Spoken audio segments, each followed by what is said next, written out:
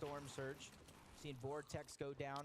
Even Duke's trying to rise to the occasion here today after his performance yesterday, trying to qualify for the FNCS Global Championship Final tomorrow. Jamon goes down. Yuma's going to have to leave him behind, but he's only 72 above the Storm Surge threshold, but now he's becoming the focus of multiple teams in this lobby right now. It's not looking good. HP is going to be down low. Shields are going to be ripped off, and the shots continue. Finally,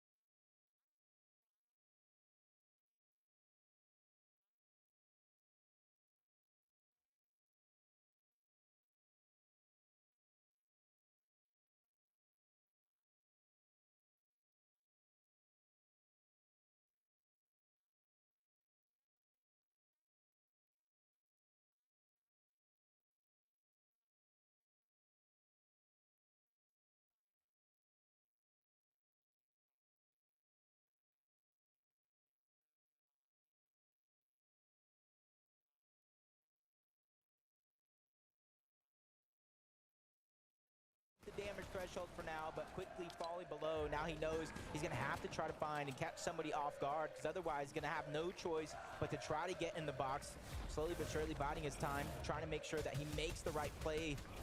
And this is an opportunity for him to really rise to the occasion by himself. And with Storm Surge shutting off for now, that at least allows him to breathe.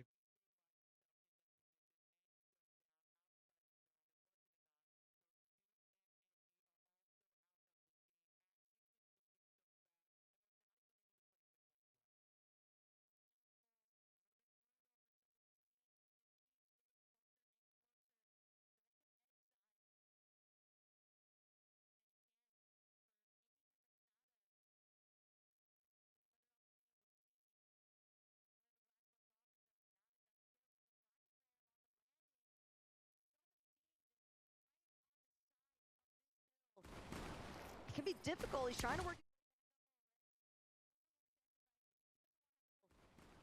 It can be difficult. He's trying to work. Missed. Unfortunately for him, only has those mini shield potions. Won't actually get an opportunity to get full shields. And for Aegis, this is even worse. Yeah, he only has 23 HP, doesn't have time to sit back. Nice shot's gonna be fired. That is a huge siphon and refresh for Agers, because now he's boosted up in the mats. He has a little bit more HP to work with. The flopper, the med kit he can use in-game, and if him Kanata can find a way to reunite, he has the minis and another knock onto Q and DX. Agers doing what he did in their championship run. The siphon's gonna be picked up, but he has to get to zone. This is a 5-tick. Time is running out, and another Menmith. Miracle upon miracle landing in the palm of Ager's hands. He's trying to do what he can to make it across, but this hill phase is just so problematic still. The med miss plus the med kit, he's just doesn't have the mobility that he'd be hoping for. With so many teams having already pushed in, he might just barely make it in the nick of time. He's got to find another site opportunity, but even just making it this far is more than enough. I feel like I heard him on stage. Don't worry, Kanata, I'm coming. Don't worry. Medkit being used, minis being dished out, and they are back into the game. The resurgence from day one as we get a replay from Clix and Epicwell. One of the biggest teams everybody came to see. They get aggressed on due to Storm Surge, and they shine bright. Storm Surge is not a problem from them as they pick up 2 eliminations. Check out where Bryce and Chubbs are at, a little bit more isolated than some of these other teams that are trapped inside of all this congestion. Mr. Savage and Badil, though, from Raxel Ridges at the beginning of this game, they have done a decent, if not a phenomenal job at putting themselves into a comeback situation. Some of these teams who into a comeback situation. Some of these teams who into a comeback situation. Some of these teams who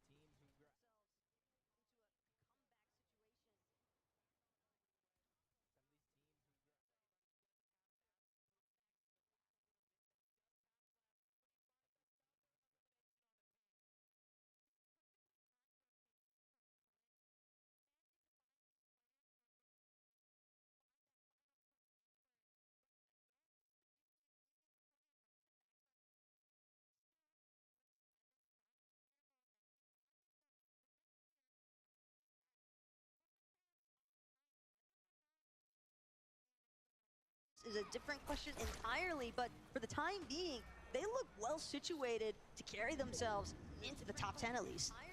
Even though they have high ground now, they might have to wait for some of those teams below them to try to build that allow them to save some resources, save some maps as they make their way across the roster once more. Podesai, 131 below the damage threshold, only a big pop to his name. So right now he's peeking through the cone. He's trying to just get as much information as possible. Where can I get this damage? But time is running out. He continues to fall well below that threshold as Savage picks up another elim. Badil goes down, but it's actually Epicwell who falls to Mr. Savage, trying to keep himself alive. Storm Surge isn't a worry, but it's the HP, it's the zone that's pulling away.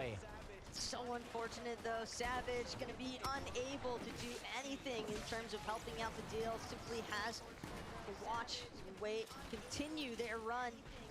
That flopper though, along with the crash pads, does a great job placing him into the zone. Mr. Savage moving through all the traffic, eating shots as well, but doesn't care in the slightest. He's just continuing to push forward. He's making his own path through. It's not going to be the most healthy anybody in the lobby can be, but he's definitely going to give himself enough wiggle room to work with. His Click's now going to be a solo, probably one of the more prolific solo players in the game. He finds a knock on the hand, but unable to finish it up. He gets taken out by Podesai.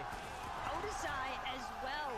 The fact that he's managed to stay this far into the game as a solo, you just know that he is going absolutely insane right now, trying to keep the run alive. Rocket Rams as well, destroying so many builds in the process. These players continue to rotate through, but that materials refresh is going so far, and it's actually Bryce and Chubbs now at the top of the lobby, but builds running incredibly low. Yeah, multiple top 10 performances in the major this year. I think Bryce and Chubbs are one of the teams that are falling under the radar. They're ready to make a statement, just like Komet, but he runs out of time, he runs out of space, he goes down as his med miss runs dry.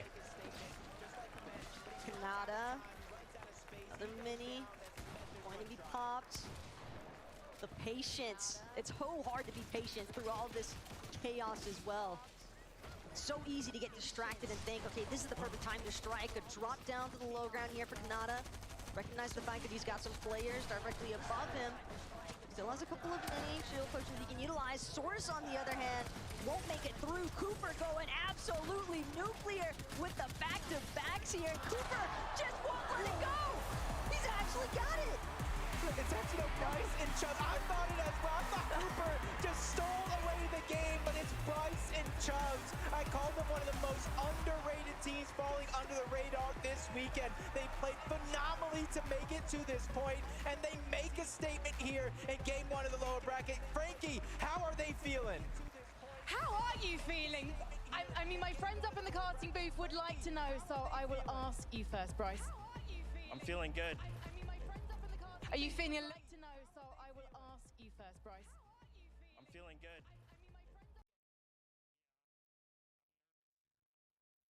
Understand why you might be nervous. I do have a very scary face, so I'm going to come over to you, Chubbs. Talk me through the last moments of that game. I don't know. We just took high and we won. You took high. Okay, well, talk to me about the journey there. Did you feel like the zone was in your favor the whole time? No, it wasn't at all. Okay, well, how did you get around that situation then? How are you able to make the most of what maybe wasn't the most ideal situation? Just we got surge and we had forecast, so we just went where the zone was. There you go. Simple. Everyone hopefully listening here will find out how to win a victory royale on LAN thanks to these two. Just before I let you go, do you think you can overcome the nerves and pick up another victory royale today? Yes, I think we can. Brilliant. Well, you know what? Now you've said that, I think you can too. Copenhagen, please give it up for Bryce and Chubbs.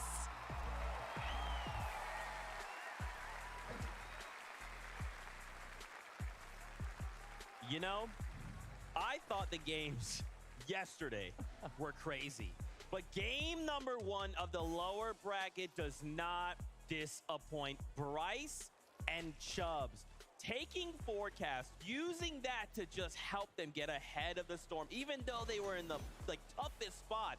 It didn't matter. They were able to adapt. Yes, there's some nerves, but they overcame. I love that interview, right? Getting asked, hey, you feel like the zone? No, they weren't. I don't think they were in anybody's favor mini. I mean, a zone pulling over to Naughty Nets and then pulling back to the mainland.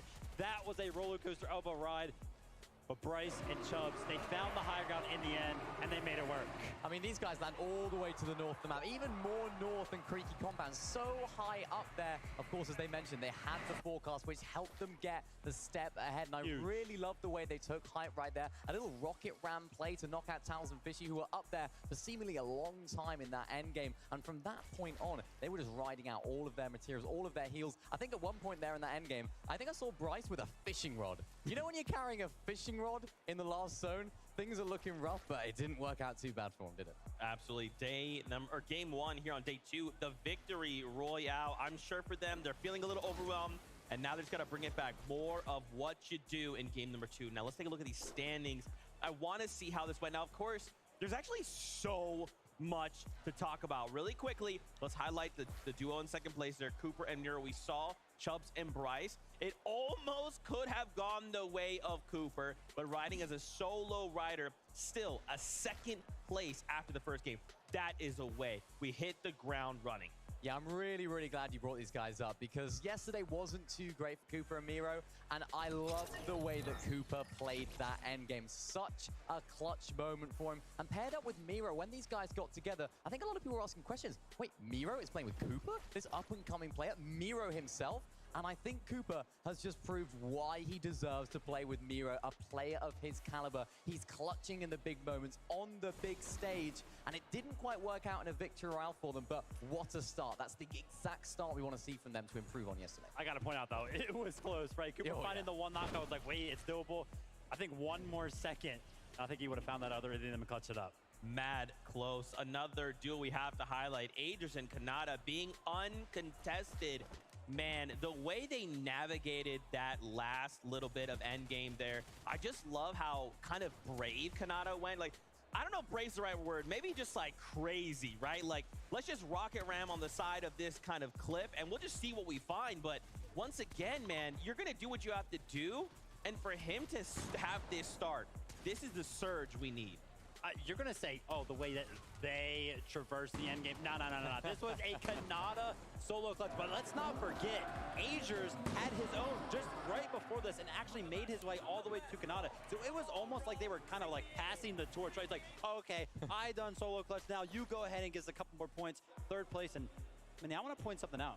Look at the top 4. Look at the NA representation at the top of the leaderboard right now. Yeah. I mean, they're doing good. It's good to see. I like it. You know, they're doing very good. I mean, we still have time. 4 more games to go, right? I have big expectations of people like Janice and Reason. Even, can I remind you, who took control of the island in that last game? Was it an EUGO? Yes, it was. I'll give you the answer straight away. And that was something that I was really surprised at as well, that island contestation. Yeah. So many more teams went up for it seemed like, but no one wanted to go all the way and try and claim it. It was Han and Vasquez who ended up saying, you know what, This is ours. It doesn't matter about anyone else. I think everyone else kind of like half went for it and think, you know what, I'm getting off this. What's odd though is like, yes, for like one moment, right? They're right next door.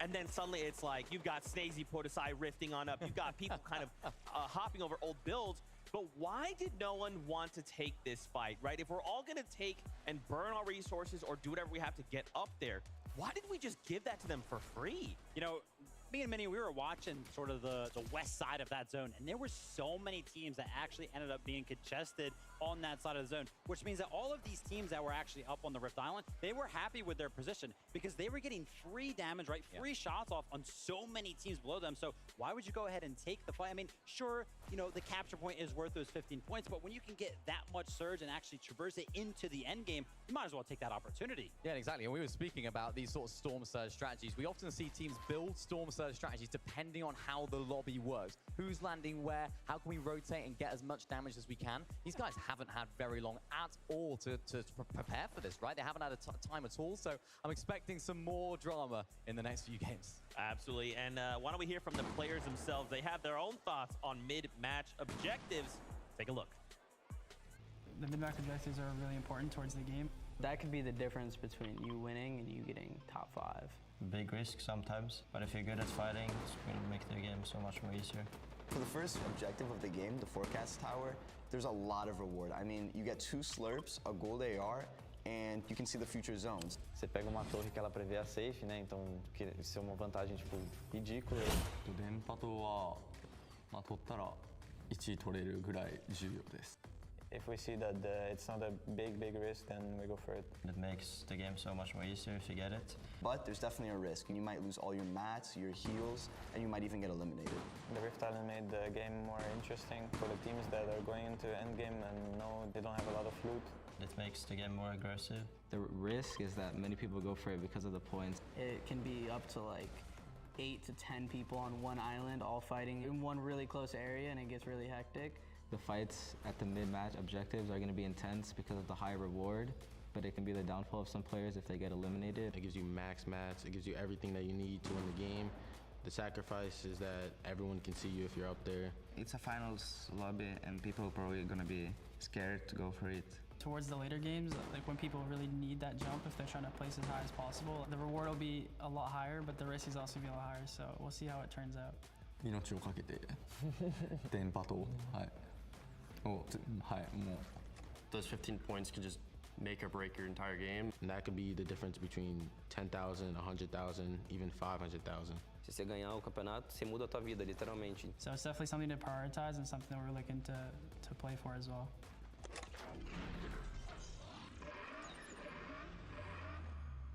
The 2 takeaways. Forecast towers willing to put their lives on the line for it, and if you get the forecast towers, you're probably going to end up like Bryson Chubbs there in game number 1, finding their first victory royale of the day. Yeah, and they got 3 points for it, even though it was Hen and Vasquez that were able to get the 15 for Rift Island. That's just showing overall how important it is to plan around these things, but also have a plan B, just in case things go wrong. But the right thing is game number 2, and it's about to start now.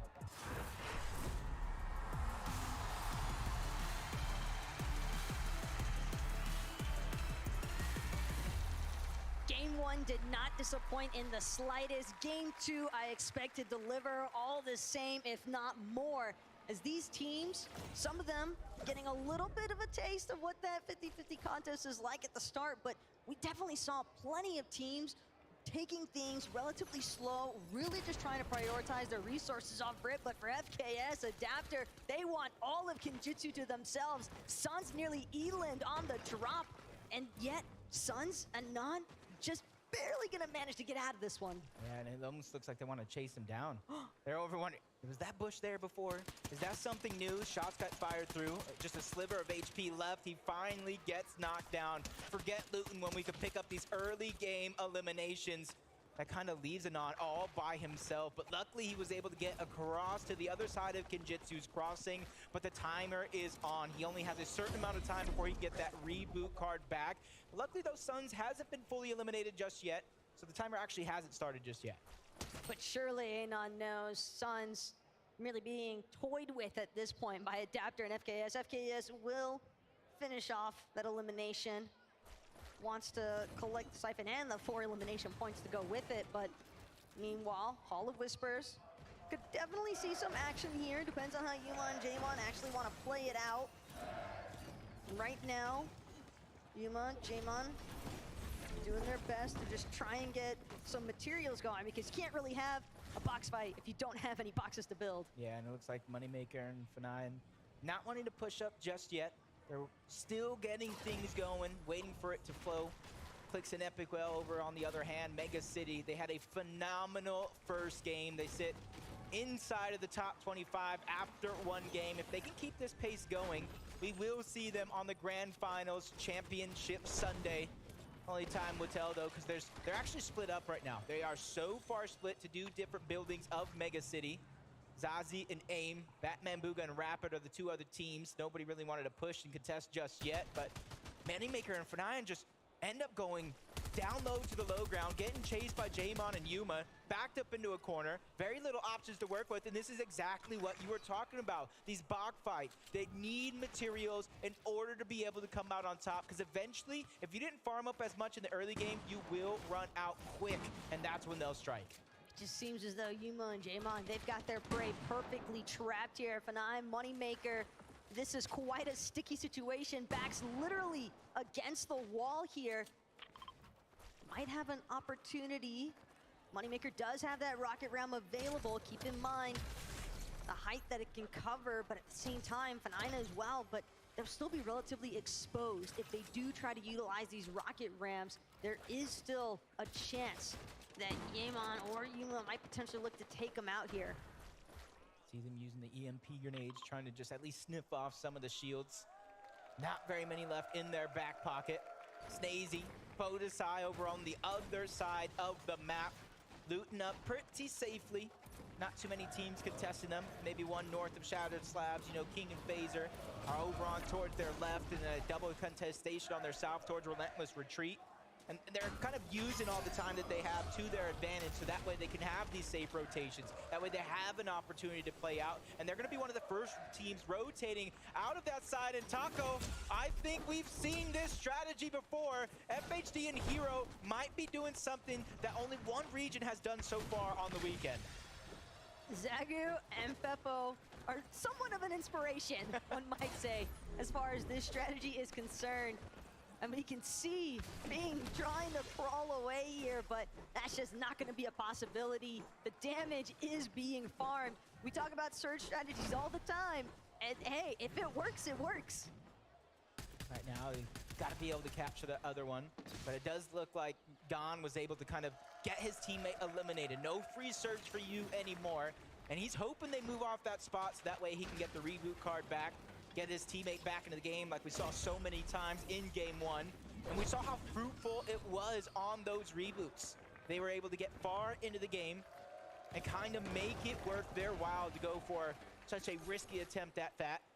Kaizen and Clement split up, looting up, safe as can be, but Hen is doing the same thing, and nobody is nearby, at least for now, but the zone is going to force these guys over towards the east, maybe a little bit towards the north, so eventually they're going to run into some problems. Hey, look, we talk all the time about players splitting off from each other, looking for opportunities. One might be prioritizing farming out resources, the other looking to try and secure as many surge tags as possible, but when you are this far apart from your duo, you have to be certain that you are not going to have some unexpected company spring up on you, because if that's the case and you're not able to actually provide that backup that you would like, it could be a very quick downward spiral before you have a chance to recover.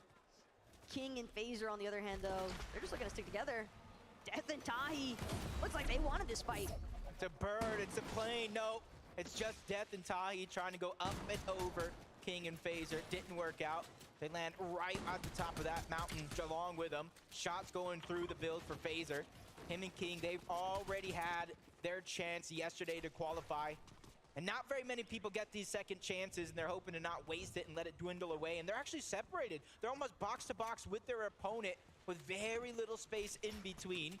And this is where the strategy, formulating some sort of a plan, maybe a little bit of a bull rush to try to take them out while they're separated, while the strength in numbers is high. This goes for both duos. You can't get too distracted and tunnel in on one unless you are certain that your time to elimination is going to be fast. Other teams already starting to take note of this battle that started to break out just outside of Shattered Slabs. For Death and Tahi, King and Phaser, oh, well, they've got a couple more problems than just each other to deal with right now. All around the map, players are trying to rotate to some high elevated positions, grab their spot in zones so that way they can look back, try to hold people out. And already you're seeing where these players are positioned at towards the northeastern side of the zone. They're kind of hoping it goes over towards Brutal Bastion, maybe even Sanguine Sweets, something that they can work with so they can hold their spot and gatekeep these players out. But Pixie, you can see him just putting some shots, not finding too much success, but he's not giving up very many shots either. But Vico is down. Now it's Pink's turn to try to hold 10 toes down. Nice shot, nice knock. Has to reload though. The mistake has happened, but he makes up for it. Pink stays alive, but there's still another player, a whole nother team hot on their heels, not wanting to let anybody survive in this position. This is what you call a phenomenal third party, but Pink wastes no time trying to disengage. He's trying to get out, and you realize Shalom and MK Papa, they're not going to be on the chase. They're just going to get the spoils of this battle and collect all that loot as if it was their own. Pink definitely already got what he was looking for, though. Vico's reboot card on top of some initial materials to build with for his escape there. Nice utilization of the crash pad as well, just not trying to waste any further time. He already secured the clutch that he needed to for his teammate, and it's definitely early enough that he could certainly look for a reboot opportunity there onto Vico. We'll have to check back in with them later on. And as far as Polarized and Censored are concerned, again, it's not uncommon to see players willing to just look for these surge tag opportunities, build up a little tower temporarily close to their initial drop spots, try and see if they can tag anybody else who might be in the middle of their loop path. But as far as Polarized is concerned, when there's a bush at the top of a building, and you know that building's not initially supposed to be there, Jacob, players are usually gonna box up around themselves while actually moving. Yep. Well, at least, you know, they're sticking to the game plan. They know teams got to rotate in that position. Eventually, Perza gets tagged up, trying to refarm as much as possible. His teammate doing the same thing. They get themselves a sliver of the zone just on the edge. They can easily move forward to try to get more position inside so that way they don't fall behind everybody else. In a lobby like this, that's not what you want to do.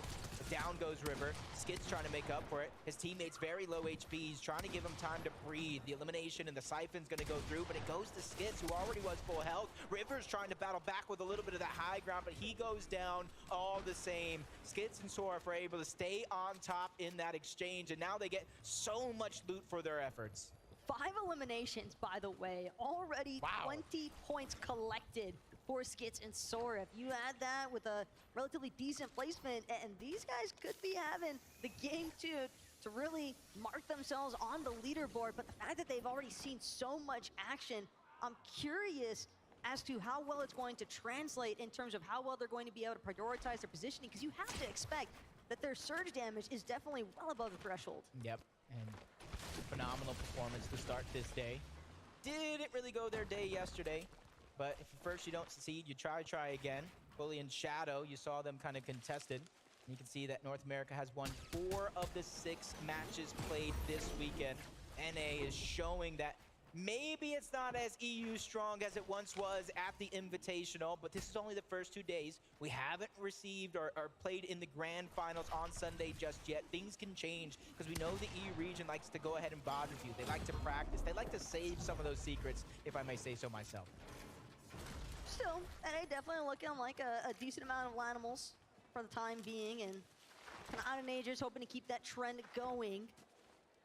Keep in mind their day 1 certainly did not go the way that they would have hoped by any means. But the fact that they've even made it this far is already a testimony to the fact that day 2 was definitely looking better than yesterday's. You can see how well it's going for them. This time around, Kanata and Agers off the drop, uncontested, but quickly moving around. With the zone pulling towards the east side yet again. It's only a wonder what happened and why they made an opposite decision of what they made last game. But I trust them. They're the ones who made it here. I'm the ones just in the stands. Kaizen and Clement, they're not too far off where Kanata and Agers once just were. They're trying to hope. I think right now the strategy is to get as much surge as possible with a lot of teams that are rotating in from the south, that are rotating from the western side. And that way they could probably rotate later on in the game. They could probably be one of the first ones now that they don't have to worry about it. But for now, they're just getting their loot cache, just trying to go ahead and shield up. They're ready for this next rotation as Ozzy does go down the top of Mega City. He gets surrounded by both Source and Yumi. And Aim's the one that's trying to disengage. In the distance, another team on top of Mega City just trying to get their surge there himself. He has plenty of heals to work with. My only worry is going to be that men miss the HP because Zone is going to be pulling forward, so he only has enough time for so much. This array of heals, though, that Aim just keeps conveniently strolling through. You almost have to wonder if this was initially somebody else's base center over at Mega City. I mean, when you have several different teams that are choosing to prioritize landing there, you have to expect that players are going to be trying to accrue as many of those shield potions as possible, so that way they can maintain a good height positioning to look for those earlier surge tags. So definitely convenient for Aim. Not so much so here at the Creepy Compound, though. Noxy Crisp under a decent amount of pressure. Head down overview, but it's going to be Shalon and MK Papa that are making the first strikes. And you see they're fighting over that weapons cache, and Noxy and Chris, that third party, is like a fly at a picnic, just buzzing around, just taking some damage, forced them to kind of disengage off the fight that they were trying to be the aggressors on. For Shalom and MK Papa, this is their chance here. They have the opportunity with so many extra heals there. They're already in zone. They could keep that base as theirs. Look elsewhere for Surge. Spot some teams trying to go for Rift Island. You saw them flying through the sky like majestic eagles. King and Phaser are trying to be one of the first ones there. They almost get beat to the punch by Moneymaker. And down goes King. He's 100% beat them to the punch, along with F9. Those two probably not going to waste any time as far as trying to actually base up around that capture point on the Rift Island. They'll also have the convenience of being able to get that overhead view of all these teams underneath. As far as MK Papa is concerned, though, able to spot out another player across the way. It's going to be Miro. And Miro, Cooper, we saw them last time, kind of hovering around this Rift Island. They know that there's going to be a decent amount of players kind of taking note if we're basing it all off of how game one went so far. And with that in mind, Miro and Cooper, they definitely were able to get some tags in the process. Nobody really contesting Rift Island this time around. Looks like it could be a possible 15 free points for Moneymaker and Fnayan. They're going to secure that underneath their belt and all the loot that does come with it. Hen and Basque were the other team in game one to make that one come true, but this time things have gone a whole different way. They're below the Storm Surge threshold, slowly falling farther down. 63 below, though, with nice shots. And to Basque, he got the rocket ram out. He wants to finish and clean up some of those shots, but it's King and Phaser over on the other side, and he's ready to have a crash landing. First one goes in, second one lands right next to him, but a couple of shots land onto Hen on his way there. That's gonna slow things down just a little bit, and that could be a blessing in disguise for King and Phaser, because now they have a chance to stabilize. That's the problem as well for Hen and Basque. I mean, you spot a great opportunity to actually look for an elimination process, and yet on the way over, you're immediately lit up. There's just no such thing as a free rotation in these types of lobbies. But for King and Phaser, that little moment of breathing room might be all that it took. As they look to continue playing through the backside, King's gonna find a good left side peek opportunity. Doesn't necessarily connect though like he would have wanted onto Hen, but Hen and Bash, they're under enough pressure as is. It's Moneymaker, keep in mind, he was the one at the top of Rift Island. Seems as though Moneymaker and F9, they're ready to play with everybody else on the bottom. Yeah, they thought they had the line of sights in their favor to where they were directly under Rift Island. Somehow Moneymaker did find that angle. Like I said, it just takes some time for a player like him to try to heat up. As Hen's now stuck by himself. Luckily thing for him is he's above the damage threshold for now, but he knows that is right around the corner. It's gonna be haunting him like it's Halloween. Check a little bit of a replay here. Way trying to put the pressure onto both Bully and Shadow. Bully gets knocked first. That might even be 7-man trying to steal the loot away. That is so tough for Bully and Shadow. They are just pincered between two separate teams. I mean, how are you really meant to box fight when you've got multiple directions that you have to be checking for against multiple teams? Definitely not the way that Bully would have hoped to go down, but as far as Way and YKZ are concerned, they're definitely happy with that collection of an elimination. Now continue trying to press their way forward. It seems that they're trying to avoid some other players in the process. Gotta be wary though at all times. Nice and epic. Well, quickly rotating out of Mega City this time around, or at least in comparison to their competition that does land over on that side. Firing shots off into the distance, and then instantly closing the cover. Doesn't want to get caught out, even though he wants Surge. He doesn't want to give up any free Surge either. And you can see Pink, he escaped almost getting eliminated early on in this game, and he found a way to get Vico back, but it came as a cost, Taco. They're below the damage threshold when it comes to Storm Surge. Luckily for them, it's only 6. That is barely anything. They just got to breathe on another team, and now they're hot on the heels of Batman Booga. This is the opportunity that they're trying to take in order to climb above the threshold before they fall too far below. It definitely won't take much for Pink and Vico to get themselves above that damage threshold, but at the same time, I'm looking more so at their materials. Not very many builds for Vico to work with, and again, that's largely due to the fact that they had to go for that remove ban opportunity. They didn't actually have the time to look to farm up as well as they would have liked, given the pressure they were under earlier. Vico, he's also going to eat too much damage in the process. They're trying to make it into the edge of zone, but it's just being safeguarded by so many teams already set in place. Wow, nice shot from Pink onto Rapid. Batman Booga there to save the day, and instantly going for that revive, judging by the slurp juices as well. Waste no time to heal on back up as fast as possible.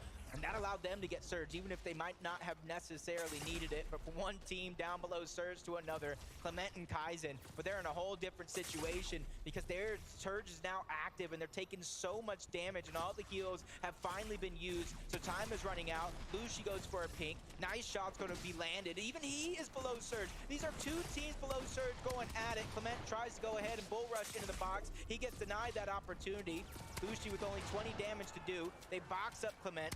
They get that elimination and a huge amount of damage to boot.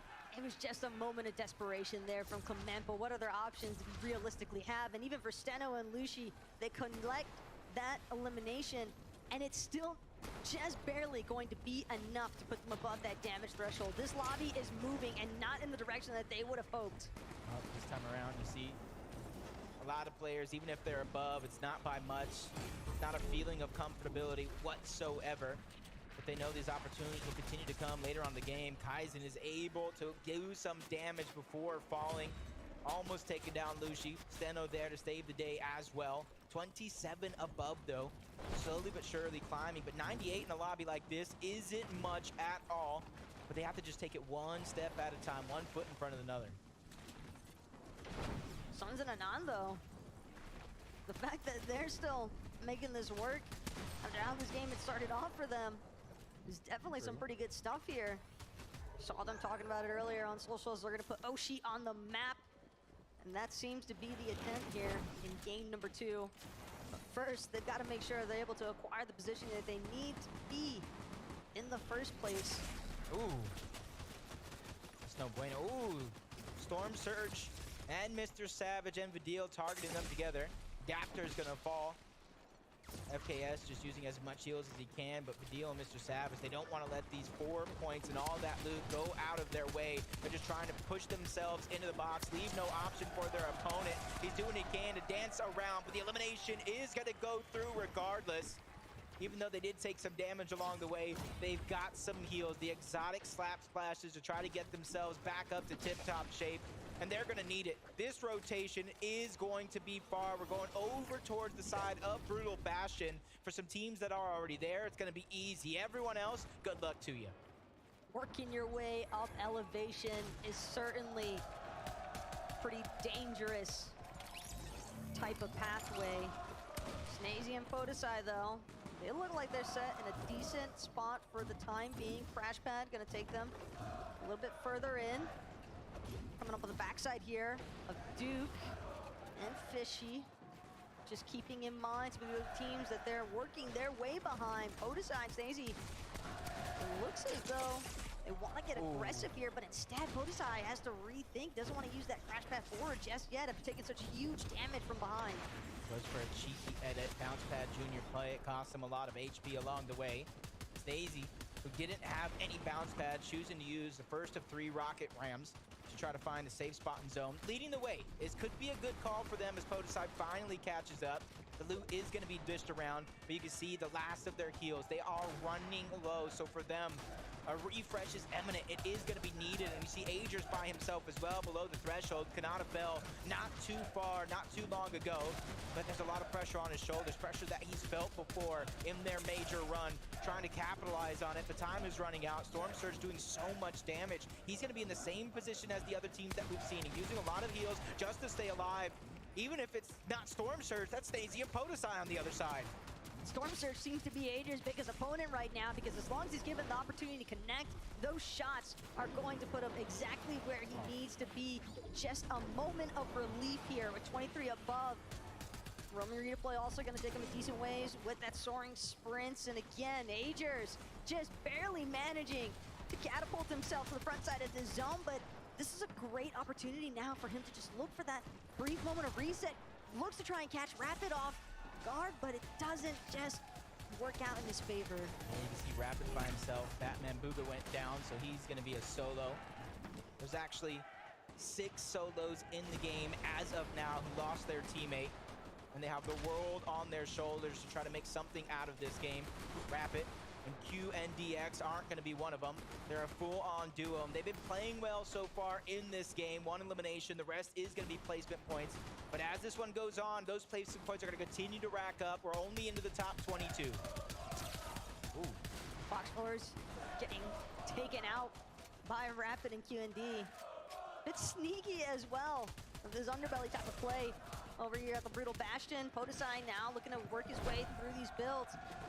Only has this heisted accelerant to work with. He's got to be quick with the action, lands the shots, gets the enhanced effects, but just keeps it moving instead. Doesn't want to stick around for too long. Doesn't want to risk the backup opportunity from some of these other duos. He just wants the tags. He just wants the damage, because that's going to buy him more time. I feel like I got deja vu all over again. Podesai solo going into the end game. He made something of it in that last go around.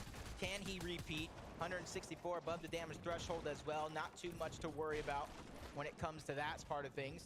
It's all about just staying alive. You don't want to run into the wrong duo, maybe one that's on the other side of that Storm Surge threshold.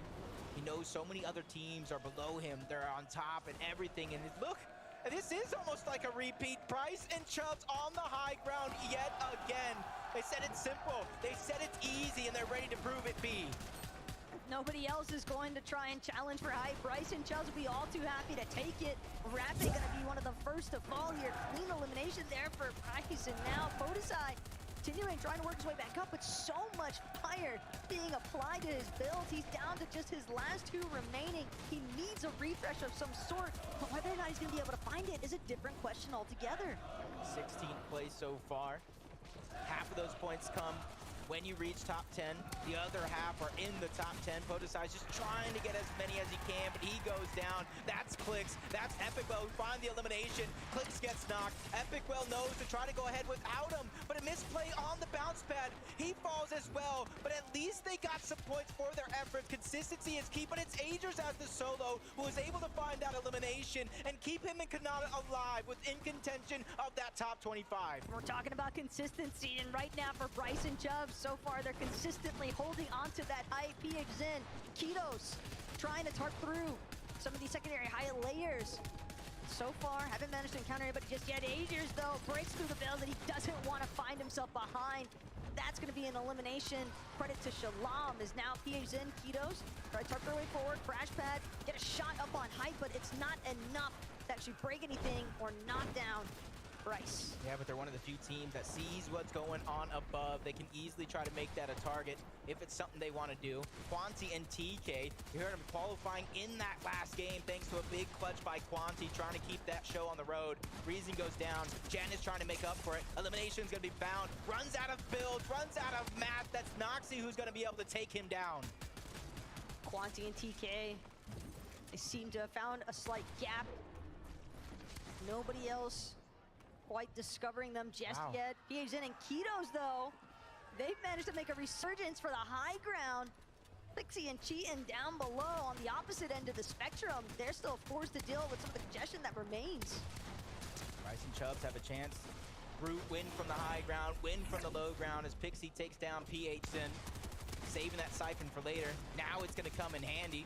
As soon as somebody else does eliminate it. That is going to be TK who cleans that one up. Only one player here left as a solo. Quanti going around, goes for the high ground. That's Keto's the final solo. He gets dropped in the palm of his hands, but he dunks on him as Cheatin picks up that elimination on the TK. Quanti falls. Top 2 situation with Cheatin and Pixie being our final duo left alive. Keto's on the other hand using that early high ground to his advantage, but it only lasts for so long. Cheatin and Pixie take the game. What a way to state your victory royale. Cheatin and Pixie wasted absolutely no time with taking over the low ground, and we've got Frankie standing by to get into their minds. I do. To be honest, that looked like quite a calm victory from you, Cheatin. How did it feel on the lobby today? It's really nice. Like, we are full sec the whole game and just played it out. Yeah, you did play it out. You almost made it look easy, but it's not easy to take a victory royale in front of a very loud crowd here in Copenhagen. How are the nerves right now? Feeling a bit nervous, but it's fine. So how did you control those nerves when you were in those final fights? Yeah, we just went for low ground and just won the game from there. Do you think that low ground is a strategy that can work for you all the way to Sunday? I'm pretty confident that we are doing good on Sunday, so we just keep going. Well, you're doing good right now. For you, how did you get ready for this experience of being on LAN? We practice customs a lot and just play tournaments together, so yeah. Any customs you'd recommend? Noble. Noble, there you go. Custom Noble, check it out. Guys, congratulations on making it this far. I do need to ask, do you think you can take another victory royale now you've already got one? Yeah, 100%. All right, well, I love the confidence. So, boys, I'll let you get ready for the next battle bus as we head back to the desk. Congratulations.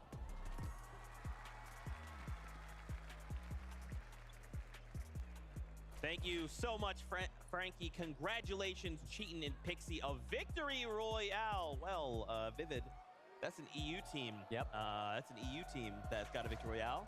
It's fine. It's fine. Everything's fine. And it's going to be on top. It's fine. How do you feel about that one, Mini Miner?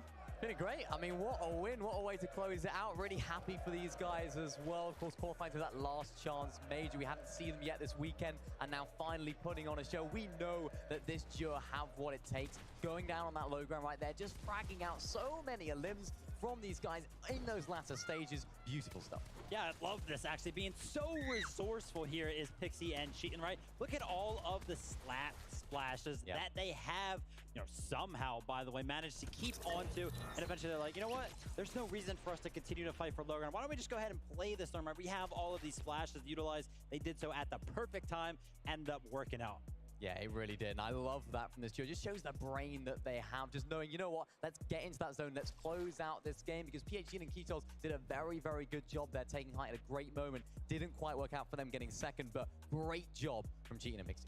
You talk about Peeps and Ketos. I mean, I just want to take a moment here to highlight this duo.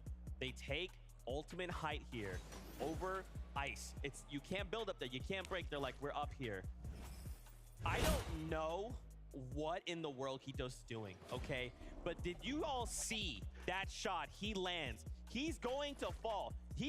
Builds are broken. He's coming down. It's either me or him. And for him, it was him. He is him. Yeah, I mean, hitting that falling shotgun shot. We see them sometimes throughout Fortnite competitive history, but that one had to be like the best one, right? He was literally falling, ended up surviving 1 HP, but the only reason he had enough HP to actually survive the fall is because he hit that shot, got that siphon. So disgusting. Here are the standings as we take a look. Remember, if you're just joining us, we're looking for top 25. That's where we want to end the day. Chubbs and Bryce picked up game number 1 in the VR, but with Pixie and Cheatin getting that one themselves, paired up with the elimination, suddenly up 13 places. Now, boys, how do we keep this momentum going? High ground clearly is doing well. I mean, we're talking about Bryce and Chubbs right here, taking high ground at a really, really nice moment. Again, this was another one of those zones that was actually closer to them. course, they're getting that forecast tower in some of the games. In this game, it was a very, very nice zone for them. We saw in the first game, it was not a very nice zone at all, so far away. So this just brings excitement for me when it comes to this duo, because they performed when the zone is absolutely miles away. And yet again, they performed with that third place finish right there. It's a really, really exciting duo if they can keep it up. Yeah, they figured something out, because every time I'm watching from like 5th and 9th zone, I'm like, oh my gosh, these zones, they just keep pulling further and further away, which usually in this type of meta, they have to use all of their builds to actually make some of those rotates. But Bryce and Chubbs just seem like they're always in such a healthy position when it comes to how many materials they have. I have no idea how they're doing it, but it is working out great. And then obviously the transition into the height takes, so good. What's crazy to me is after game 1, Bryce and Chubbs, you know, you could tell they were definitely nervous. It's a little bit overwhelming, but as we're playing out these games, man, they look so on form. I mean, if they can bring that tomorrow, how far could they take it? I mean, hey, listen, you know, we've seen some teams already, it's particularly yesterday, I think Queasy and Venom, right? They're pretty good at higher ground, so contesting them up there, that'll be a tall task to try and tackle. We still got 3 more games to go through, though, so I'm excited to see who else maybe tries to contest them up there. Well, let's take a look at the high ground. Bison, Quitos, we got to come to the Brazilian region to take a look at how this all unfolded, but from their own perspective. Once again, just disgusting play we are seeing. And what I love so much about the competition, boys, it's not just one duo. There's so much action across the map, so many duos all looking to perform.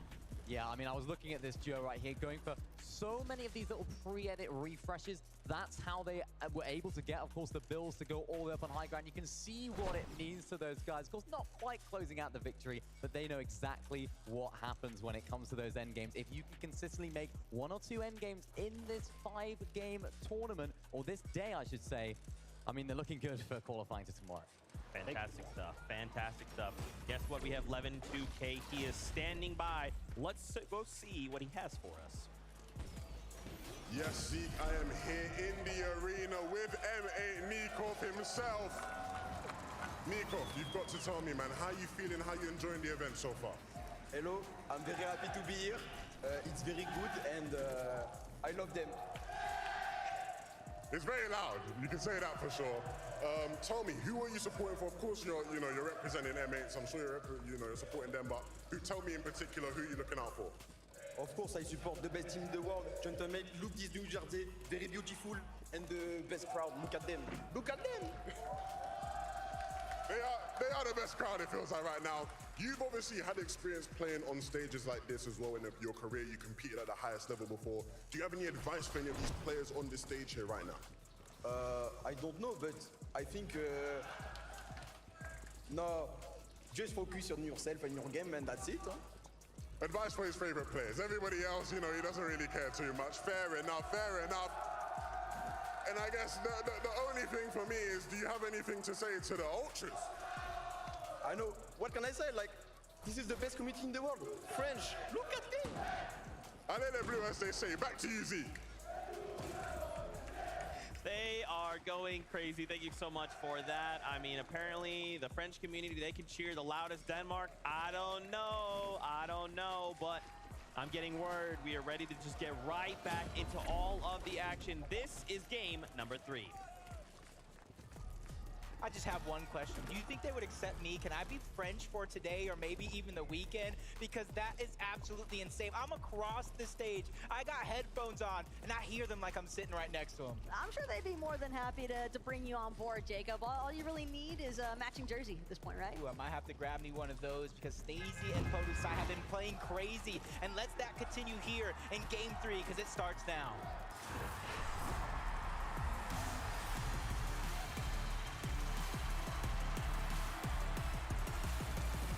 This is officially the halfway point. Game 3, where teams will have their backs up against the wall if they don't reach inside of that top 25 or as close as humanly possible. I say humanly, though, because some of these guys are playing like they're robots. They're, like, insane out of this world.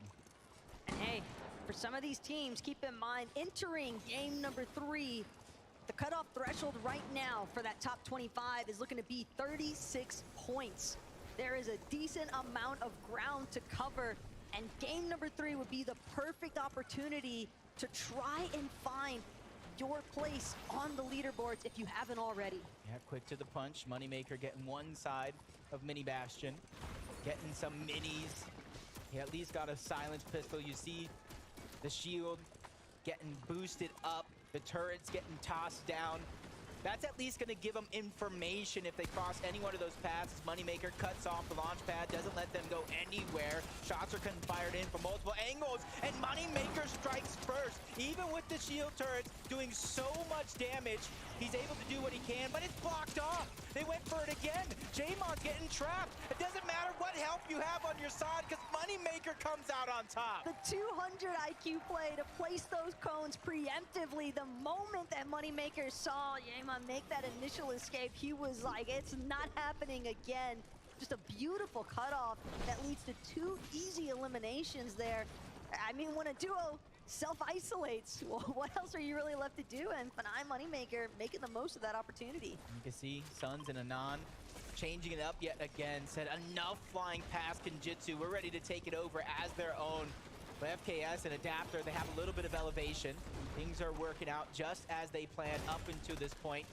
A little bit more loot towards the top, even finding the Sharp Tooth, breaking through the walls, possibly trying to cut off their path. So that way, even if they do try to escape, there's nowhere to go. They go ahead, see each other there. Suns repositions. Anon does not, though. He gets caught off guard, but he's trying to draw them in. The turret there to spot him out. At least his position is going to be known. Suns doing what he can, trying to burst through those builds, but Adapter is there for the bait and switch. He gets spotted out as well. These turrets are giving so much information, but it's just not enough. Both Suns and Anon go down again. That just looks so awkward for Suns and Anon. Suns especially seemed as though he hit that moment of hesitation for whether or not he should actually try to challenge up on that balcony. But hey, as far as Kenjutsu Crossing is concerned, that's not going to go Oshi's way in the slightest here. Opposite side of the map, though, at Sanguine Suites, Peterbot and Byla recognizing the fact that they're under a little bit of pressure from that mountain just north of Brutal Bastion. And again, for Peterbot and Byla, you have to consider, Peterbot's been talking all week. Top 25, that's the easiest thing in the world. But we're here in the lower bracket, and it's not looking that easy to actually be in the top 25. Yeah, they've already pushed that one team off, trying to get Sanguine Suites as their own, but a fight that we saw in that last time goes a whole different way. Crispin Noxie able to take down P8 Sin, leaving Kitos by himself. And if this has any indication, any sort of resemblance towards that last game, it's no worries. Kitos is as strong as can be. He already picked up a second place by himself. And since it's so early on in the game, there's so much opportunity for him to go back, get that reboot card, get his teammate back up, because it's already happened countless times on the day so far. But also, as far as Kitos and PH Zen are concerned, they've built themselves a pretty surmountable amount of points here. Heading into game number 3, they had 138. We're leading in that second place position on the leaderboard. Have to consider them relatively safe as far as their spot in that top 25 is concerned. So maybe not as much pressure there onto Kitos as far as whether or not he'll be able to get that reboot off onto PH Zen. For a team like Noxie and Chris, that's just another 4 points to get them that much closer. Yeah, yesterday we saw 25th qualify with 91 points. Can't say that's going to be exact here today, but at least they have some sort of goal to achieve.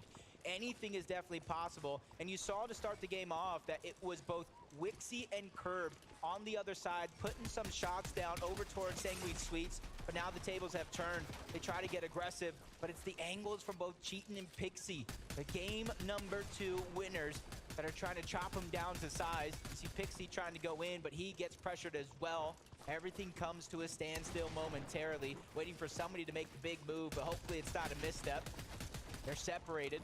This might be the saving grace for both Kirby and Wixie, because they're 2 players that are 2 different regions as the shots get fired off. He's ready to finish this fight, breaks into the box, and takes down Cheatin. This is what we came to see. A duo from 2 different regions coming together to make one. And already coming out on top. Another shot, but that backs Wixie down. Wixie, though, will finally get knocked. Siphon going to be immediately taken there by Pixie. Kirby, though, with another massive shot off that Sharp Tooth. keeps pressuring inside the box. Pixie down to 1 HP. Kirby low enough as well. He actually thinks better of the immediate push in. Whoever comes out on top here might just have the opportunity to look for that reboot card, reboot opportunity, but Kirby faring certainly significantly better than Pixie for the time being. No, Pixie able to find the refresh that he wanted as far as materials are concerned. These resources taking him so far. And Kirby just unable to build up right away. He knows that he only has a limited amount of time to work with here before his opposition starts trying to close in himself. You see him taking this time. Try to pick some augments, seeing if anything helps him in this exchange. Relatively even though, health-wise. Yeah. And actually, no, Kirby had, even though, yeah, so they're relatively even health-wise, but Kirby at the bottom has materials. He has the extra heals. So if he wants to try to build up to take this, drain Pixie dry in terms of materials, that could be good. But you see over towards the right side, Sanguine Sweets. That's Peterbot and Bylaw. If they look on over, see this action going down, that's a possible third-party opportunity for them. Maybe even 2 eliminations. So they have to be careful which way they travel across this mountain. But it does look like Kirby is going to be the first one to try to disengage. Got the reboot card and trying to stay alive so that way he can get his teammate back in the game, because we talked about the strength in numbers is huge in an event like this. Pretty decent tag there from Pixie, but it is going to give Kirby a decent indicator as to how far up Pixie actually is. And Kirby seemingly trying to farm out even more resources. It's clear that Kirby would like to go for the disengage, probably recognizing the fact that that pressure from Sanguine Sweets might come sooner rather than later. But we're talking about pressure here at the Creaky Compound. Soruf and Skits, they're dealing with a good chunk of aggression out of Raru and Greedy. See, it's pausing for a moment, rightfully so. You said slap dab in the middle of Creaky. There's so many teams around them, even more pushing in. They are on the edge of zone, so you have to be very, very careful. And I think they know that, and that's why things have come to a halt. If they make that wrong move, it might not be even the original opponents that were fighting that does the brunt force of that damage. And it continues to kind of push towards the east this time around, but instead of the north, it has a southern lean when it comes to the zone. So they realize their journey does not stop here. They want to get as close to it as possible. But sometimes in this game, Taco, you have to wait for opponents to begin that rotation before you can try to escape yourself. As far as rotations are concerned, though, for Pixie, seems as though he's willing to take his time here on that mountain just north of Brutal Bastion. The problem at this point, though, Jacob, definitely starts to become just how much time is really worth investing here. Because it seems as though Kirby is definitely cool with just letting this go through and disengaging entirely. But I guess we do have to listen in to get more insight for as to how the players are really thinking. Maybe we can sneak on Billy. I'm down. Should I come now? Get the stats? Yeah. Okay. You guys here, come. Run. This is all like... On me, on me. 40. I'm crash playing on him. Yeah, I'm on you. Going for my side. Cracked him, cracked him. Dead. Nice, bro. Don't worry. Got him. Nice find by both Pink and Vico to take down one. And that's a team. When they went down in Game 5 yesterday, they were in 24th place. They were forced to watch every team that got into that top 25 pass them and send them down to the lower bracket. King and Phaser, they're trying to have a second chance at life. Skits and Sorf is another one. Yesterday definitely wasn't their day. Today is a whole new chapter in their story, and this is one that I'm excited to see finish. But they're still stuck around both Greedy and Raru. Neither team really able to rotate just yet. And I think when push comes to shove, at least Greedy does have that rocket ram to try to get out of a tight spot. But if Raru doesn't have one himself, that could be possibly why they're waiting for the moment that the players above them try to rotate first. And everybody in this position is going to have to rotate because we get another far pull to the east side. So this is going to be huge. At the same time, though, you can tell that Skits and Soar, if they want a piece of the action, if they can make it happen, they know that their surge strategy has definitely been difficult to come by. So 1 or 2 eliminations right now would put them in an excellent position to just prioritize positioning. Rotations can just be so make or break at this stage of the game, especially when you factor in that there are going to be teams throughout the match looking to acquire those forecast towers that have been such a huge help as well. You saw that stat that popped up, 1st and 25th, the exact same amount of points through these two matches as they were yesterday. And if that continues, you got to look at that threshold from when they qualified. 25th yesterday in the upper bracket, had 91 points. So that's the threshold they're looking to come close to, even past, to give themselves the best chance to reach our global championship final. First place is $1 million split between two. That's more than enough money even I know what to do with. Well, it depends on who you're asking. True, I might just buy food. $1 million worth of food. Noxy, Chris trying to rotate away. Hen and Vasquez trying to make up for that last game. At least they have the Rift Island underneath their belt from game 1, giving them a 15-point boost. They just have to try to continue that pace. They've done more than enough work in the first half. Sometimes it really feels like nobody wants to be the first person to shoot. When you can tell that there are so many other teams surrounding you, the moment that you sound off shots, it just draws so much unwanted attention. And then you have to split your focus. And how many times already have we seen teams where they try to separate a duo? Maybe they're temporarily successful, but even with that circumstance on the mountain north of Brutal, but more on that later, because right now, Skit, Sorif, we're talking about them wanting to get a little bit more active here. Shot not going to connect in the way that they would have hoped. Mavinato primed, ready to go here for Skits. He looks to reposition, wants the high ground over Raru and Greedy. Crouch walking, just seeing what he can come across here. Greedy, Raru. They've got to be suspecting of who's going to drop into their box. Mavinato, shots are firing, but it's going to be Sorif who comes out on top. Ultimately, the tag team damage more than enough, and a nice, quick and clean double elimination process here for Skits and Sorif. And a double elbow drop off the top rope. Cleaned house, Fishy and DMK. Trying to go for Rift Island. DMK taking some damage, and that's the thing. Even though there's a lot of elevation, a lot of line of sights over on the top of Rift Island, for the players that are in the distance, for the ones that did build their surge base, that also allows them to go for those shots onto you on that Rift Island. So far, nobody really contesting it. Maybe one team nearby thinking about it, but I don't think that one's going to come to fruition. So for them, it is going to be a free 15 points, a whole lot of loot on top of that as well. And a pretty decent spot to look over the rest of the lobby. Maybe catch wind to players like Savage and Medeal, who've got their split bases right now. Not too far off from their initial dropping point as Medeal, Savage, or at least for Medeal's concerns, he seems like he's more primarily interested on trying to get some tags in on these teams at Mega City. And I like this approach, though, from Savage and Medeal, because they're both trying to just focus in on two separate angles to attack towards that high ground territory for teams that are trying to base up on some of these buildings here in Mega City. They've already got their spot inside of the top 25 for now. It's all about holding on to it, staying consistent. But at least they got a ton of the hard work out of the way. MK, Papa, and Shalom. Kind of looks like a free rotation in towards the zone, almost 300 above the Storm Surge threshold. So for them, it's almost looking like smooth sailing for now.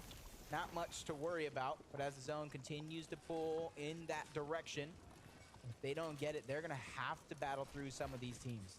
It's looking like a predominantly dead side rotation here for MK, Papa, and Shalom, and the question is, how much surge were they actually able to acquire throughout that process? Because we've seen plenty of times teams, they'll have great positioning because of dead side rotations, but they won't have the surge to go with it, and then they're forced into moments of desperation where they're essentially forfeiting their ideal positioning and oftentimes their lives in the process, because what other option do you have when you've got that Storm Surge damage raining in on you? And you see Clicks looking towards the backside of the zone. He's trying his best to not to have to worry about that Storm Surge. Doing good so far, 259. Rapid and Batman Booga were the ones positioned behind them. You see them, the yellow markers on your mini-map down below. Since it is going to be in the storm, they're going to have to rotate, give up some of that elevation. That way they can save some of that HP and those heals for later on in the same game. Kaizen and Clement A lot of teams kind of falling behind in this game when it comes to the zone. At least 4 of them right before our very eyes, taking damage. Each second pass is going to make it harder for them to try to survive.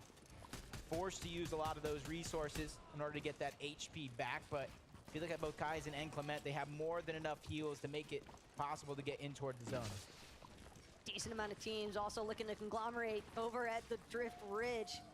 When Racetrack is this poppin' and you see teams like Clement and Kaizen that have to run through that territory, you have to expect that it is going to be incredibly difficult to actually make it through unscathed.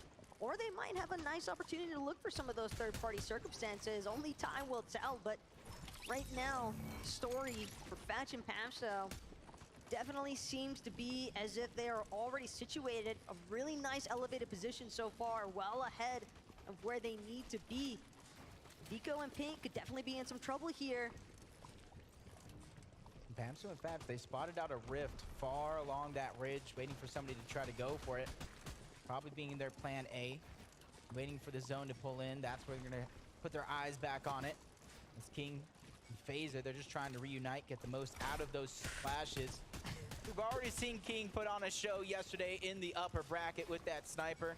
Trying to do it here yet again. And you can see the difference in augments between the two teams. First shotgun is going to have the commonality between the two, but now they get aggressed on that high ground. Phaser trying to reposition.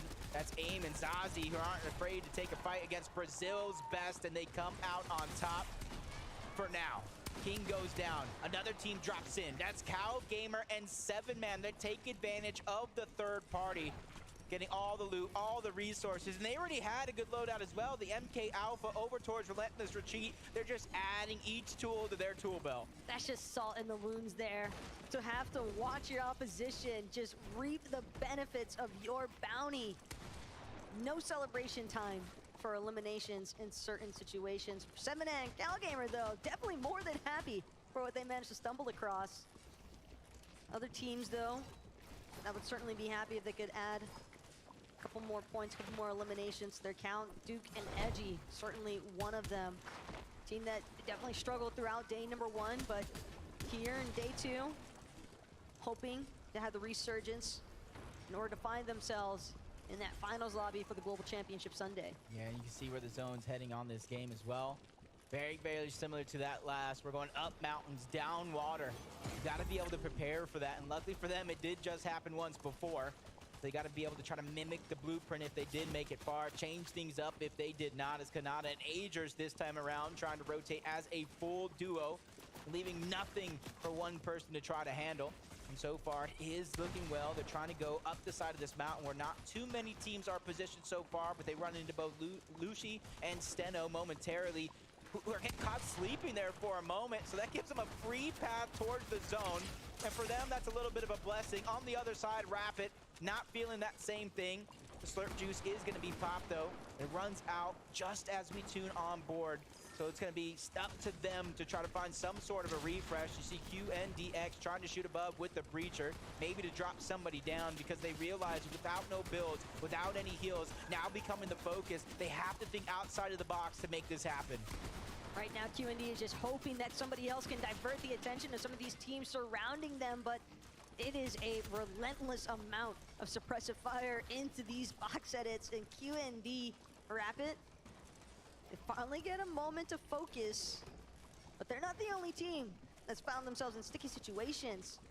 You've got other teams as well, still looking to power through, still looking to make their way, cheating, turn and burn situations. Don't know who Fahad thought he was shooting at alongside Hero, but Cheatin, he had everything in his arsenal to make some magic happen. Granted, Hero and Fahad were relatively low stepping into that engagement, but Cheatin, not one to stray away from a clutch situation. That he might be the hero, but I'm the villain of this story.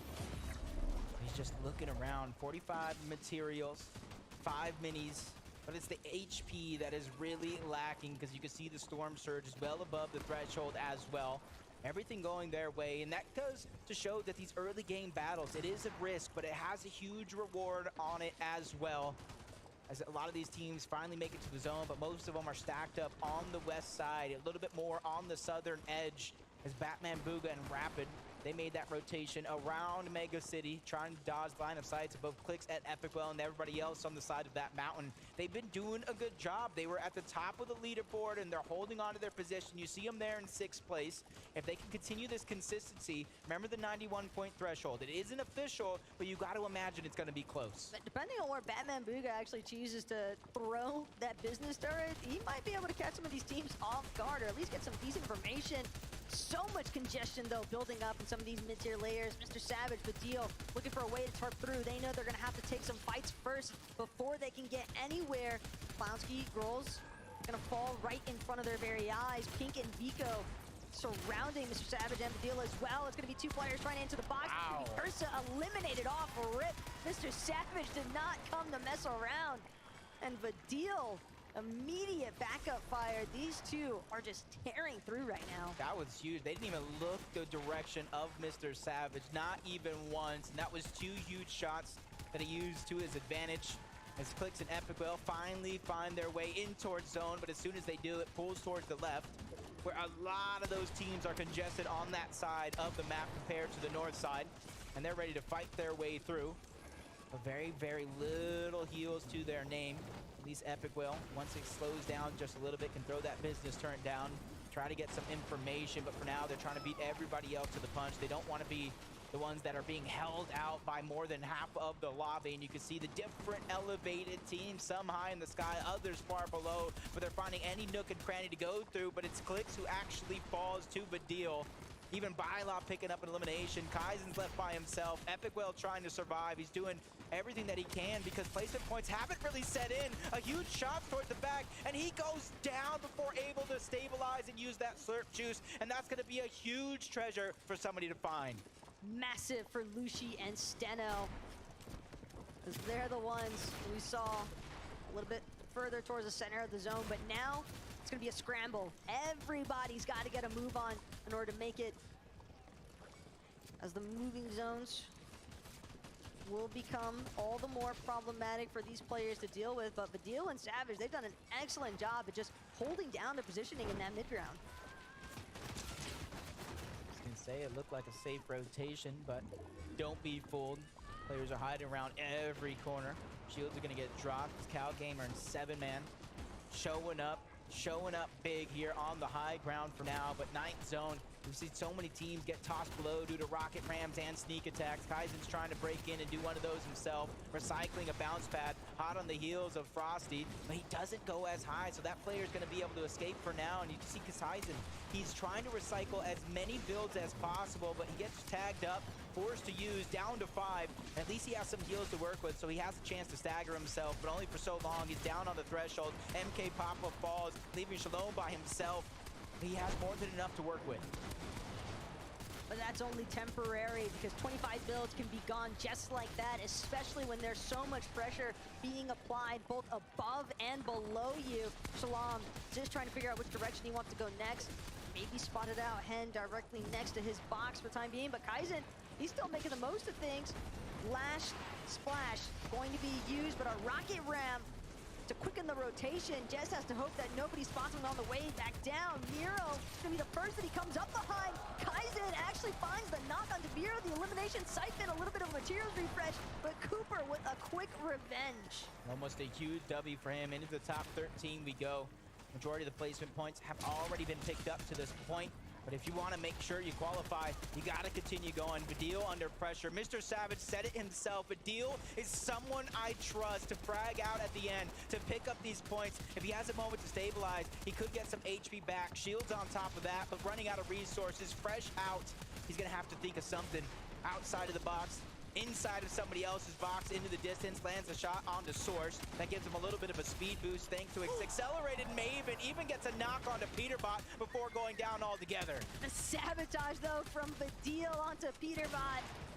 That's going to stop Peterbot's run for the time being. Kanata, though, still keeping things moving right now, all by his lonesome. Doesn't have Aegis with them, does have a nice pick-off view, but won't be able to connect. That Preacher so good at destroying builds, but can definitely be tough to land some shots. Cal Gamer on the top, along with Nutty. Hopefully they don't run into each other, but Cal Gamer knows where his teammate did go down. Even though the reboot card, some would say he's going after, but it's all that materials into the top 5. 3 players are running around as solos. Bylaw is going to be one of them, but the Kings on top of the castle for now is going to be polarized and scented as they fall down below. Calgamer was another one. A nice shot's going to be landed, but no resources continue to build up for polarized, but scented is there. They put the pressure on. A lot of damage, and the siphon goes through. They clean house to take him out. Bylaw flies next. 2v2 situation. NA versus NA. Duke and Edgy versus polarized and scented, but this is going to be drawn out just a little bit. The building of Mega City, it's indestructible. It's hard to break through, but Duke finally finds the wall that he can bypass. A little bit of builds, a little bit of resources left. Duke and Edgy, they know that they needed this one. It's been a tough time so far in these first couple of games. And for game number 3, this could definitely be their moment. Polarized and Los, though, they're not looking to let it go anytime soon. Up the center and immediately taken back down. Edgy stood no hope here. Now it's Duke left in a solo clutch situation. 2 of NA's finest directly above him. What? Massive shot though onto second. Duke with the back-to-back, and it's a victory royale out of nowhere. I thought their finals run was insane enough, but they have topped it tenfold. Probably one of the best clutches we have witnessed in Fortnite history. And I'm going to throw it on over to Frankie on the stage to pick a piece of their mind of what just happened. Duke, that was one of the plays of the tournament so far. The 2v2 situation, you're left solo on your own, and suddenly you jump and you get that shot. Talk me through it. I'm just in shock. That was like, I don't know, I just one-pumped the first kid and side jump and just hit the other one. I don't know, that was crazy. It was centered and polarized. You took out your North American brothers. Does that make it any more satisfying? Yeah, it does. Yeah, it does. And I've got to come over to you. That must have been terrifying watching your partner in that situation. Yeah, I mean, I was just going for a play and it didn't really work, but I'm just playing the best player in the world. You just won it. I don't know. So, Edgy, what's happening then when your partner is solo? Are you talking to him? Are you just letting him feel and listen to what's happening? I mean, since I'm knocked, I can't really see much, so I'm just kind of letting him focus, do his own thing. If I made a pass back to him, I'd be able to help him out a bit, but right there, I wasn't able to help. And just how much did you need this victory royale today? A lot, just so like I could get the ball out the way. Yeah, needed a lot. And hopefully we will see you in Sunday. I mean, the chances are now very high. What would it mean for you to raise that trophy tomorrow? It'd mean the world to me. And you? I mean, it's just my dream. I just want to, it'd be amazing. Well, Dukes, I hope your dreams come through. Thank you so much, Edgy, as well. Congratulations, Copenhagen, let's hear it!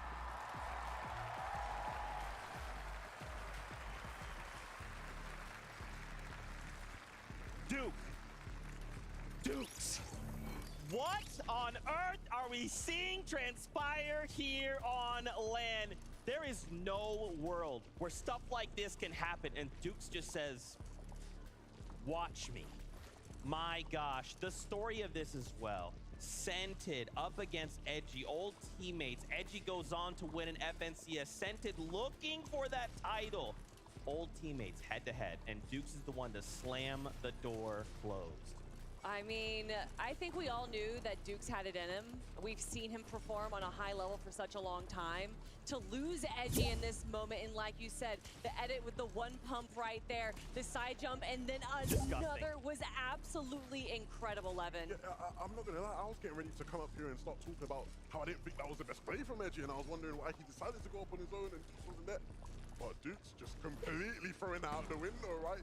There are no situations where you expect the solo player to win them, right? I mean, you don't expect him to go in and just hit both one pump just so easily. You saw Duke's reaction. I don't even think he expected to be able to do that. So I cannot wait to see how far they're going to be jumping up now. And that was just such an incredible end to that game. You know that's going to give them the confidence boost that they need. Yeah. NA going head to head for that last victory royale moment. Now, of course, I didn't forget one big key factor here. It's 11-2K and Kelly Link are joining us here on the analyst desk. You guys can give them a big warm welcome, but my gosh, that was insane. Let's jump to the standings. Remember, if you're just tuning in, this is the Global Championship. At the end of the day, we're looking to come top 20 to move on to tomorrow. Chubbs, Bryce, they started the day with the Victory Royale, and they have not let go of that #1 spot. But as we take a look at this leaderboard, I mean, this stuff is changing. Agers and Kanata. Yesterday's performance, lackluster. Today, though, a top 2. Yeah, I mean, Kanata definitely having a better day now that he's not having to go up to the likes of Thomas HD and Malibuka right there. But even when he does lose Ager, you know that Kanata is focusing in right now and is able to grab some great eliminations with Agers. Yeah, and I mean, he's repaying the favor, right? It was only a couple games ago where Agers was the one that was, you know, doing his best solo sort of efforts to try and survive in these games. I think the big thing here is, like you said, right, they're not having to deal with the pressure of going up against Thomas and Malibuka. Kanata himself said, look, we're going to come in today, we're going to be much more prepared, and they're definitely delivering on that right now. For sure, for sure. Now, just a reminder here, we are halfway through the competition today. So the players will have a little bit of a moment here to get up, go grab a snack, go talk to the coaches, whatever, decompress, because we have 2 more games before we call today closed. Much to discuss so far. I'd love to kind of get your guys' thoughts. You've been watching the games. I wanted to kind of see where you guys are at coming in so far. I mean, for me, I think we've seen a lot of incredible performances from teams that I think a lot of people kind of wrote out. And I just want to talk about Batman, Booga, and Rapid. Batman Booga has been a player that has grown over the last few years right here, and jumping up into this 3rd place spot, I think showcases it so well. Yeah, 100%. You know, it's not an easy situation, especially coming into this stage of the competition when you're in that lower bracket. It's very, very, very difficult. Of course, you see now the effects for Duke and Edgy in terms of that performance hasn't on them, right, where they're now sitting in 14th. They're a lot more comfortable of a position for them. But then when you look at some of the other names here, you know, there are a couple of these names where, even though they're currently in that top 25, they need, you know, to continue that because they are definitely names people will expect. And just sitting on the bubble there, Poda Science, Snazy, 23rd. I personally want to see them qualify just because I want the M8 fans here on Sunday. You know what I mean? I want to hear them going loud. But of course, very, very close to being on the edge there. Another big team that we're looking at right now in that screen was Fatch and Pamsto, another fan favorite right there. Very close to the bubble of 25 that are going to be moving forward to tomorrow. That's right. And I think something we need to call out from yesterday is in the top 25, yesterday was 91 points. That's the target that got people in yesterday. Now, of course, today's a different day. That's fine. But still, we know if you can even just break 100 points, you very well might be guaranteed to go to the Global Championship Grand Finals. Levin, I wanted to pick your brain a little bit. So right now, yesterday and a little bit of today, we're seeing NA maybe show up a little more aggressively than we see EU has. Why do you think that is? A big part of what I've seen in these games that's been super interesting is just actually how the mid-ground and low-ground lanes are being played, right?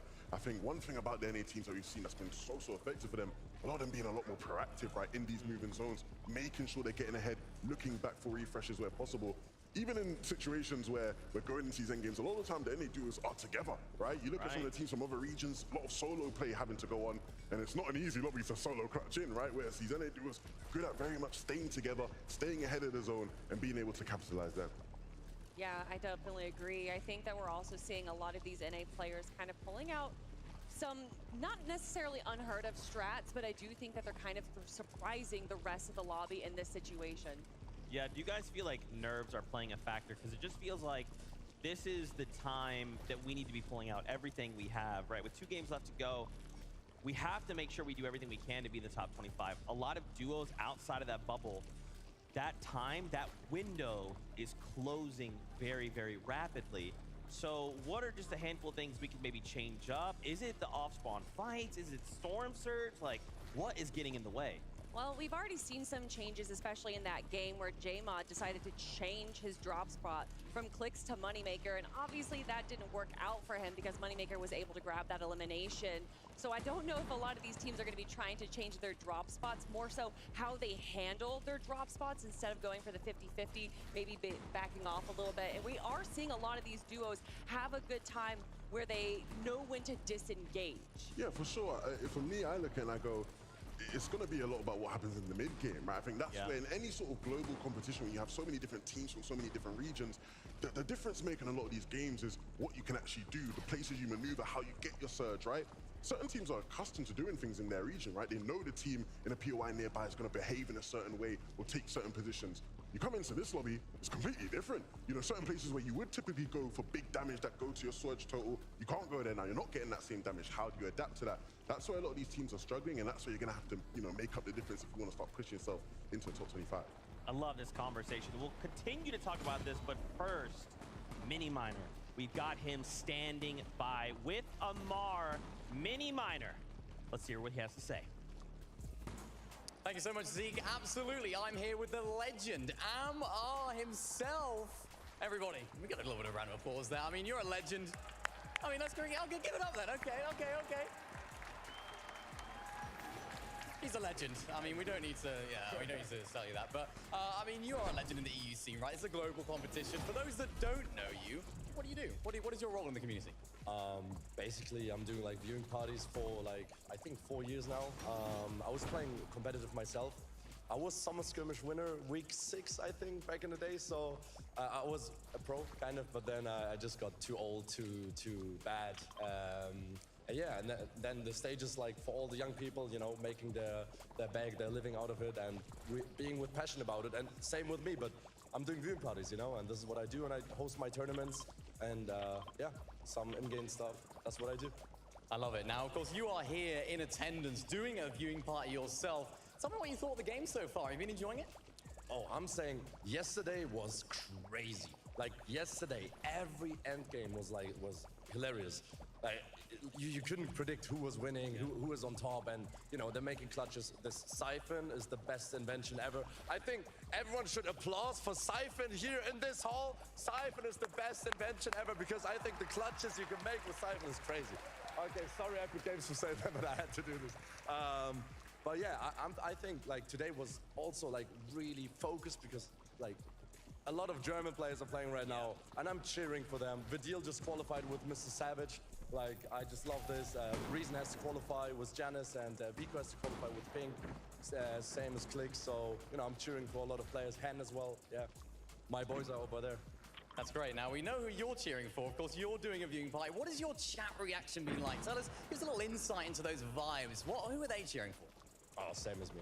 I think that's why we're so similar. And also for the Frenches, of course, for Snazy, Partizan, you know, make it up for them. Gentlemates, great organization as well, yeah. They're doing good stuff. That's great to hear. Now, thank you very much for coming on this interview. Just quickly before we go, where can people find you online? They can find me anywhere with Amar, yeah. Amar, easy as that. Thank you so much for coming on, and we'll leave it back to the desk. Thank you so much, Amar. It is fantastic to see you, and we're happy that you could be here for this event. Man, oh man, there's still so much to talk about. We have about another 9 minutes before we start kicking the competition back off. Let's talk about Storm Surge. You kind of talked about it a little bit, but I want to break that down more. It seems like a lot of these duos are having these issues. Now, of course, I do want to set that to the lens of this is a global championship. These are the very best duos in the world, so I'd imagine Storm Surge is definitely difficult. I mean, it's definitely difficult, but if we're going to talk about the best players, then we got to talk about Savage and Vidil, of course. What they did in game number 3 to deal with their Storm Surge is that they were able to kind of split up just a little bit so that they were getting better angles onto Mega City, especially with how the zone pulled, making sure that they had every position covered there. So I love that strategy that they went with. Yeah, it's a game of numbers, right? You know, you want to try to have that bigger field of view as possible so you have the chance to see as many teams.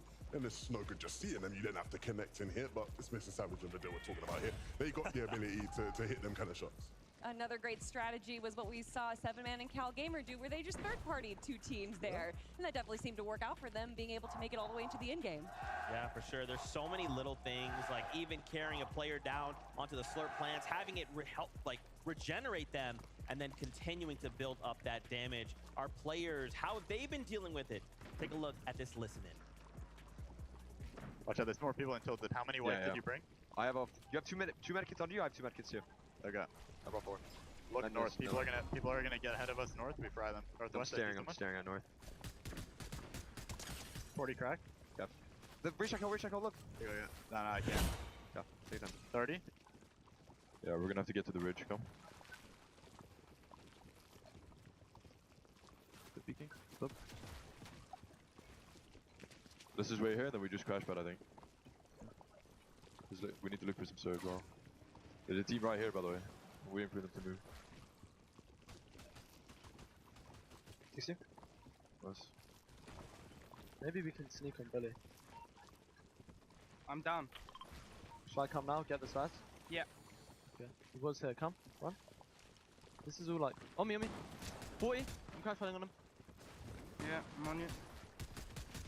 Going for right side. Cracked him, cracked him. Dead. Nice, bro. Got him. Crazy stuff. Storm Surge, all types of ways of dealing with it, but you have to deal with it. Yeah, 100%. I think that was the key, right? All the different types of ways, right? We saw certain players making these sneaky plays where you're trying to sneak up on a team you know is not maybe going to be aware of where you exactly are. You have teams just basing up, straight up. You have players actually just waiting for anything, right? When you're shambles with Surge, you'll just take anything you can get, right? We saw that kind of situation as well. So many different ways to deal with that. Fantastic. Oh, there we go. Well, guess what? We actually have a very special interview. French community, I feel like y'all are going to be really excited. We got Frankie standing by with Stacey and Photoside. I do. Stacey, what's it like hearing your fans out in the arena? Yeah, this is amazing. Yeah, thank you, gentlemen. Thank you, all the fans. He says merci. And they hear him and they love it. I've got to come to you, Podosai. I need to ask, what went wrong yesterday? Yesterday we have a problem with the Storm Surge, and we didn't play our game, so we did a bad game, and today I think we play already better, but it's not finished. There is 2 more games, and I hope we qualify. I hope you qualify too, because you've given me this interview, so now I have to root for you. You're currently in 23rd position. I want to ask about the first game. We saw you go to Rift Island, but you didn't really fight Hen for it. So tell me, is that something you're intending to do going forward? Yeah, we take the island because we want to farm more, because we have a lot low mats, and we got below third. We need to hit some negate, and we try to fight someone, but I die, and Podosai clutch this game. Podosai has been left on his own early in games 1 and game 2. You definitely struggled with mats as well in game 2. Tell me how you feel when you are left to solo clutch it out. I think solo I'm the best player, so I'm very confident, and when I'm solo I'm unstoppable. So I clutch every game, and that's it.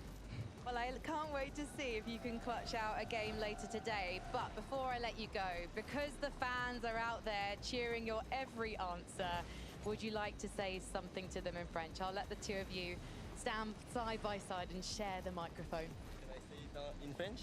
Bien sûr. Merci beaucoup à tous les fans d'Gentleman, ça fait vraiment plaisir que vous soyez tous là. Vous nous apportez beaucoup de soutien, on vous voit tous crier quand on arrive et tout. Vraiment, merci énormément d'être venus. Et puis on va essayer de se qualifier pour vous rendre fiers. Une dernière fois les gars, Gentle. He's going for the win. Merci à tous. Thank you so much. Thank you fans as well. Thank you so much, Frankie. What a fantastic interview. You can see the French community going absolutely crazy. I believe the saying is "Allez les bleus." Is that right? That's all the French I know, really. That's it. That's it. I hope that was enough for y'all. We love y'all. They're so passionate. So are the players. The fans here have been absolutely amazing. If you were able to make it out here, man, the energy here, the vibes here, it's just unlike anything else. And you have to feel that that's definitely inspiring the French duo with all these players, all of these fans respecting, giving them shout outs and everything. And I think that in an instance where they might have had some tournament jitters, I think those are now gone. Well, yeah, you'd say that, but then again, it's like they're 23rd right now, sitting just on the edge, right? It's getting close for them. They have to make good use of these last couple of games. I think they can do it though. I think they've shown today that in a clutch situation, one of them is going to step up. Of course, it's been Podosai a couple times, but I really do believe in these guys and their ability to make it through. I mean, definitely with that high-set accelerant shotgun right there, he was able to not just grab eliminations, but also move through the zone as a solo player. Mobility is so important. So being able to do that, being able to just get a few more points with that was definitely beneficial. For sure. Another duo that jumps to mind, Janice and Reason. Amar actually talked about them on his recent interview. Another duo looking to end the day in the top 25. How do you guys feel like they've been performing so far on the day? I think you'd probably say they're near enough safe, right? I think that's what Amar feels. I think that's probably what they will be feeling as well. Realistically, Janice and Reason are a team that I don't think should have been playing in the last chance major whatsoever, right? I think this is a team that is more than good enough to have qualified straight for the majors. In fact, if you rewind your memories all the way back in Major 1, after day 1 of the grand finals, they went first place. Like, they should have been here when you think about it, right? And so I think, you know, these guys will be happy knowing that they've probably done enough to make it in there, and they'll have a big chip on their shoulders coming into Sunday, because definitely a team with a lot of pedigree, a lot of fans, a high status, and all the ability in the world. So you're already calling that they're making it into Grands tomorrow. Wait. Is that 11 2K guarantee? I can guarantee that Janice and Reason will be playing tomorrow. Well, we have proof. We have proof. The script is leaked. That's it. That's it. The script of the future is leaked. But of course, for all you fans, if you believe in duos out there, please just shower them in love and support. Tweet at them, send them, I don't even know, all kinds of messages on all social medias. Just support them, right? These are some of the very best players in the world. They've worked so hard to be there, be here. So please, just send love their way. We are getting closer and closer, and all my heart can think about is that bubble, the pressure. If I am anxious, I know these players are. Well, I think a duo that's probably not too anxious right now is Chubbs and Bryce. And although they didn't have the best game 3 that we saw, I think they went around in zone 9, which again is pretty good after their performances in games 1 and 2 right now. I think that they're feeling pretty confident. Yeah, no, these guys have been very, very good today. And that's an understatement, right, when you're in first place. Chubbs and Bryce, they've just been so locked in, right? I've been to the player lounge a couple times throughout the event, and every single time, I always see Bryce just there, grinding, locked in, ready, practicing, because they knew coming into today, they were not gonna let this moment slip past them, right? They came in with clear intentions, and they're showing that they're gonna be a formidable team come tomorrow. Yeah, is there anybody else that kind of stands out, or you know, you would argue is going to kind of affect the lobby as a whole? I mean, Mr. Savage, the deal, right? Currently sitting in that top 10. Probably a lock. I'd say highly likely, 99.9%. Stop jinxing these My bad. Caster curse, my bad. Nah, they are locked. Yeah. They're close. Is that 11? I'm just kidding. No. We're not doing that again, mate. We're not doing that whole spiel. But sure, you know, these guys being able to come through tomorrow, again, maybe a duo that probably should not have made it as far as the last chance, but it should have kind of gotten through before, but... One placement off, right? One placement off, off in Major 2. How can we maybe see them affect the lobby tomorrow? I think, honestly, that they're doing a pretty good job showcasing their ability today right here. They've kind of shown a lot of strats that showcase why they are in the position that they're in the top 10 right now. I think they're doing a great job, and I think they just kind of need to keep going with what they're doing. It's interesting, right? Because when you talk about the effect they can have on the lobby tomorrow, I'm going to expect something very different from them. I think when you look at the way they've played throughout the year, the way they've even played here, it's been impressive in terms of then maybe shaking up what we expect to see tomorrow. I wouldn't maybe go that far, right? Maybe with the Chubbs and Bryce, it's different because we've seen in these games the way they're playing height is a bit different to some of the NA teams. You know, we've seen the EU teams dominate. Not many of the NA teams been playing for height. Those guys were. So again, when I see shake-ups in the lobby, I think, okay, how do these guys come into the equation? Savage of it was more of like they slot right in, right? You sort of know what you can expect from them. They slot right in. A couple end games here and there, you're going to see them popping up. Obviously, as a Mr. Savage and Vidal fan, I want to see more than that, right? But I think that's where they sort of fit in. It's a lot more of a comfortable fit for them. Well, you're saying, you know, they're not really going for height right there, but with all the performances we've seen from the low and mid ground these last 3 games, I don't think they need to go for height. They're grabbing eliminations, and they're also able to take that first place spot from the low to mid ground, which isn't a typical thing we see. That's right. Well, we are getting word. Games are ready to go for us. Wait, just kidding. That's in a moment, but I do want to highlight here. Let's talk about Clicks. Oh, yeah. Clicks fans, Arena. Oh, yeah. Let me hear you. Clicks fans, are you guys awake? Are the Clicks fans awake? I think they're awake. They're awake. Clicks an epic whale. Currently in 22nd. The job's not done. Right, we're right here on the bubble. A single mistake could have them fall out of that top 25. But for the duo right now, are they performing at your expectations currently?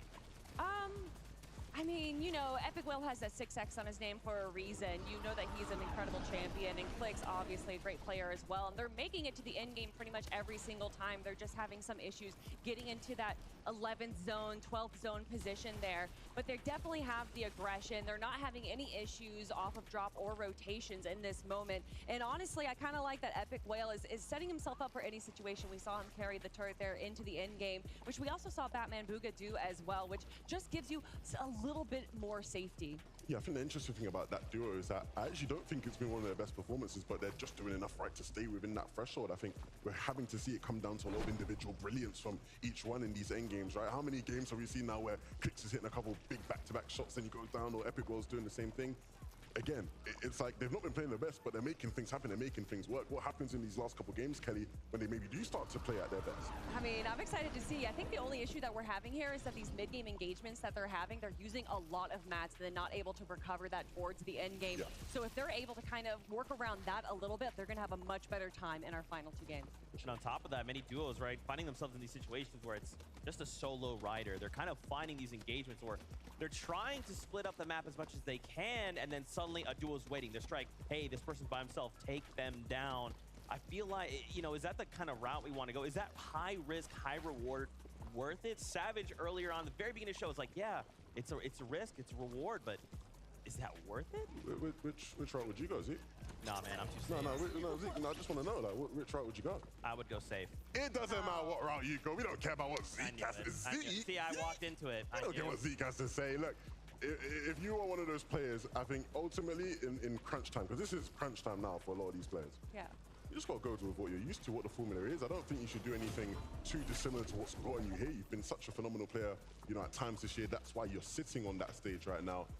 Don't switch up anything too crazy. Don't get too, you know, insane up there. And I think we are seeing that from a lot of our solar players. I think we actually saw it from Agers in game number 2, where he was able to use incredible rotates through his augments. And even though he was kind of dodging all of these players, he was able to use exactly what he had in his toolbox and use that to his advantage and be able to place even higher than what we would expect him to in a solo situation. For sure, Kanata there. He's just doing him, you know, being him. There was a duo I did want to highlight. It's Cal Gamer and 7man from Middle East. Right now, it's looking like this could be the second Middle Eastern team to qualify, going to grand finals. Yeah. That's huge. And we saw how confident Cal Gamer was yesterday, right? You know, when he was being interviewed, you know. The most confident man in the arena, potentially, you know, how confident he was. And understandably so, right? They've you know, had success in their region, you know, back-to-back major champions over there, and now sort of looking to deliver here. And I think it's been a much better day from them, right? We've been seeing them over, you know, being able to claim the mythic weapons and sort of go about their day in a much more controlled and comfortable manner. Yeah, that mythic MK7 definitely helped them out just a little bit, but also their positioning, even in situations, again, right here, when we see him in a solo situation, able to do whatever he can, grabbing 6 eliminations before being dropped, and using these opportunities also to third-party other players, grab as many elimination points as they can too. I mean, again, I've said it a few days ago, Cal Gamer is an incredibly intelligent player. He just studies the game more than anyone that I know, and that's showcased today. For sure. I wanted to highlight Brazil here for a moment. We saw them performing well just a couple games ago. PH Zin and Kitos. I feel like, you know, we haven't quite had the BR representation as we did at Invitational, but I still hear y'all up there, which is crazy. For PHN and Kitos, I want to see more of their play. I kind of want to see more of what they're capable of. I mean, we saw what they were capable of in game number 2 there, grabbing a handful of eliminations and finding at the exact right moment on the mid ground to make their move to the high ground, and that's what put them up into the very final moments of that game. I think the interesting thing with a team like this, right, is the pressure that comes with having done well at an event before, right, where people sort of come into this one going, hey, we expect Kitos and PHN to come in and do their thing. And obviously, you know, when you're playing here in that sort of lower bracket, it isn't necessarily where you'd want to be and where you'd want to have to do it, but they have still showed up where necessary today, and I think that's been impressive. Some of these shots here were absolutely spectacular, and so more of that tomorrow would definitely be ideal for sure. And of course, another Brazilian team, King and Phaser, showing up so huge. See, there we go. That's right. We got to give the French community a run for their money, BR. That's what this is about. Thank you. Zeke's trying to start rioting there, man. You gotta calm down. I just want, we all are here because of our love for Fortnite. And if that means we go crazy, we chant, we cheer, we laugh, we cry, I'm about that life. But for King and for Phaser, King has surprised me. I feel like for me, King is one of those guys. It just doesn't matter what his situation is in. He's like, oh, I've got nothing, doesn't matter. All I have is 2 sniper rifles, that's crazy. How about double headshots? Like, he just is so adaptable so quickly. I don't know how anyone could deal with that if they were to go all the way. I mean, we saw King set himself up for success as well, and I just think that it hasn't really worked the way that they wanted to just yet for today. Obviously, we saw the incredible snipe headshots yesterday, and we saw him again earlier on in the day today with, I think it was 2 snipers, so he's definitely prepping himself for that moment once again, but he's just missing the mark a little bit. Yeah, it's interesting, right? Because, again, it's like the highlight plays have been there. You know, no doubt about that. We're getting them highlight plays, but we want to see more by way of the actual standings on the leaderboard, right? 43rd place. We want to see them a lot higher than that. We want to see them competing tomorrow, ideally. For sure, for sure. Is there any duos that are standing out to you we haven't had a chance to cover yet? I mean, Batman Booga. I've already talked about them though. Okay, yeah, you can't. Yeah, get with the NA West. Kelly's always like, yeah. Any opportunity. Talk about a duo? How about someone for NA West? Oh, you know what? We talked about them yet? I don't know if we talked about them. Okay, all right. What do you want to talk about Batman Booga besides him being incredible? He's incredible. That's all I wanted to say. Any opportunity to bring up an NA West team. Let me just bring up a random EU team. Just bring up any EU team and let's just talk. You know, that's why I have all of you separate. It's like I want to talk about NA. Yeah. It's like, oh, Vivid, where's he? NA West. Oh, Kelly, where's she? 11-2K, mini minor EU. It's just an easy little moment there to do. I wanted to kind of highlight here a listen in from Dukes and Edgy. Wanted to see and catch up with their comms in one of their plays. Take a look. 3 minis. I'm like pretty shammed. We just crash bed in from here. Okay. Look for surge. 55 above. Look hard left. Okay. Got cracked. 30 blue. Here. These teams are getting it. They're coming. Right. Look. Spray this. 100. 33 white. Can you crash on us? Yeah. You ready? Yeah. I'm doing it. It curves to the left. I'm in. Nice, I got 2 kills there. Man, I still just cannot believe that moment from Dukes earlier. I just look at Edgy going, oh my god. We did not get to see that before. I'm so thankful we have a million cameras pointed at the stage because, man, just to celebrate and bask in that moment, like a victory out, let's just be clear here. Your duo doesn't always need to get a victory out to place high, right? Consistency will always be king. But man, does that victory out feel good, especially in an arena like this, in front of these fans. Yeah, that's the joy of a man who knows he's been saved at the end there, you know? when Edgy went down, he was thinking, oh no, it's 2v2, I've just gone down, oh my goodness. And then Duke clutches and he's like, let's go, you know? He realizes in that moment, like, everything went to plan, you know, nothing wrong there.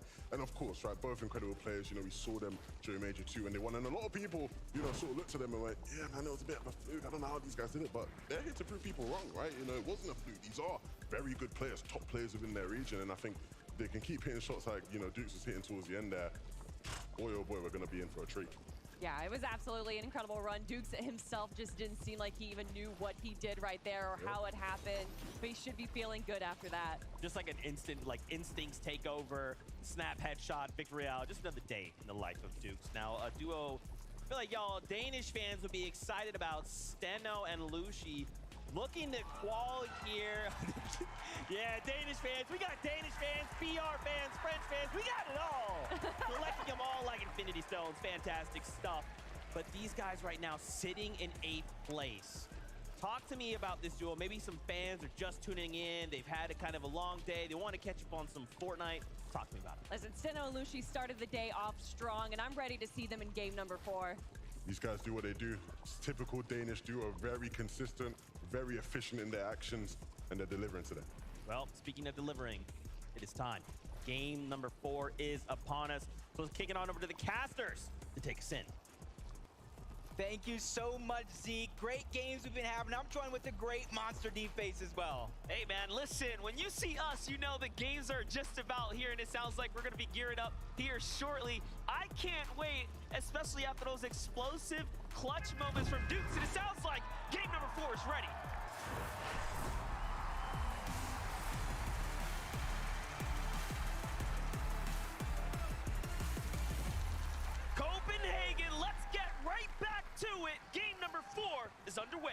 this is the moment. We saw it yesterday.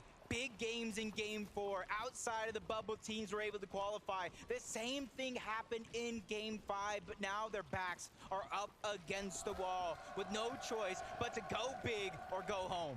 Go big or go home is the name of the game. We have these bubble teams contesting one another. The Shattered Labs, the story of Snazy and Podesai is only just beginning. They are not quite set yet, but neither is Tahi. Neither is Death, who are just to the north of them, all of which are on that same exact threshold. Here we have Jamon, Moneymaker, Yuma, Fination, just nearby. They go for the pickaxe play. It's not going to be enough. Down goes one. Can they get the second now? Yeah, that's tough. They're in 20th place, Moneymaker and Fanayan. Start this game off. So if they go down here, that's going to really put things in a tough spot. But Yuma and Jamon, they're definitely picking.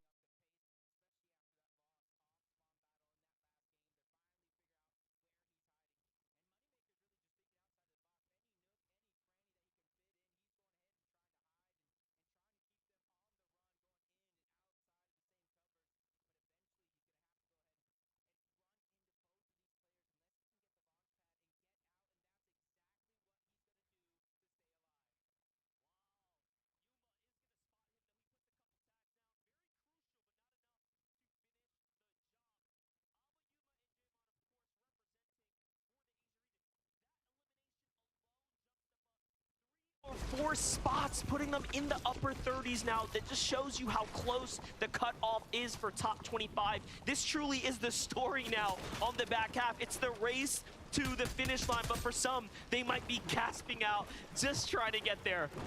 This is huge. Another battle off spawn towards Creaky Compound. Fahad and Hero, who's trying to make up for all that lost time early on in the day. Quickly trying to capture Creaky Compound. And there's a strength in numbers, I've been saying all weekend long, but it's here on the flag as well. As long as both of them are standing in it, they're gonna get it much faster to try to get that loot as we try to capture everything that's gone down. You see Hero already with one elimination, and Skits, that's gonna be the second one. And that's a must-have because Skits and his duo were having such a hot streak out of the gates, much better than they performed yesterday.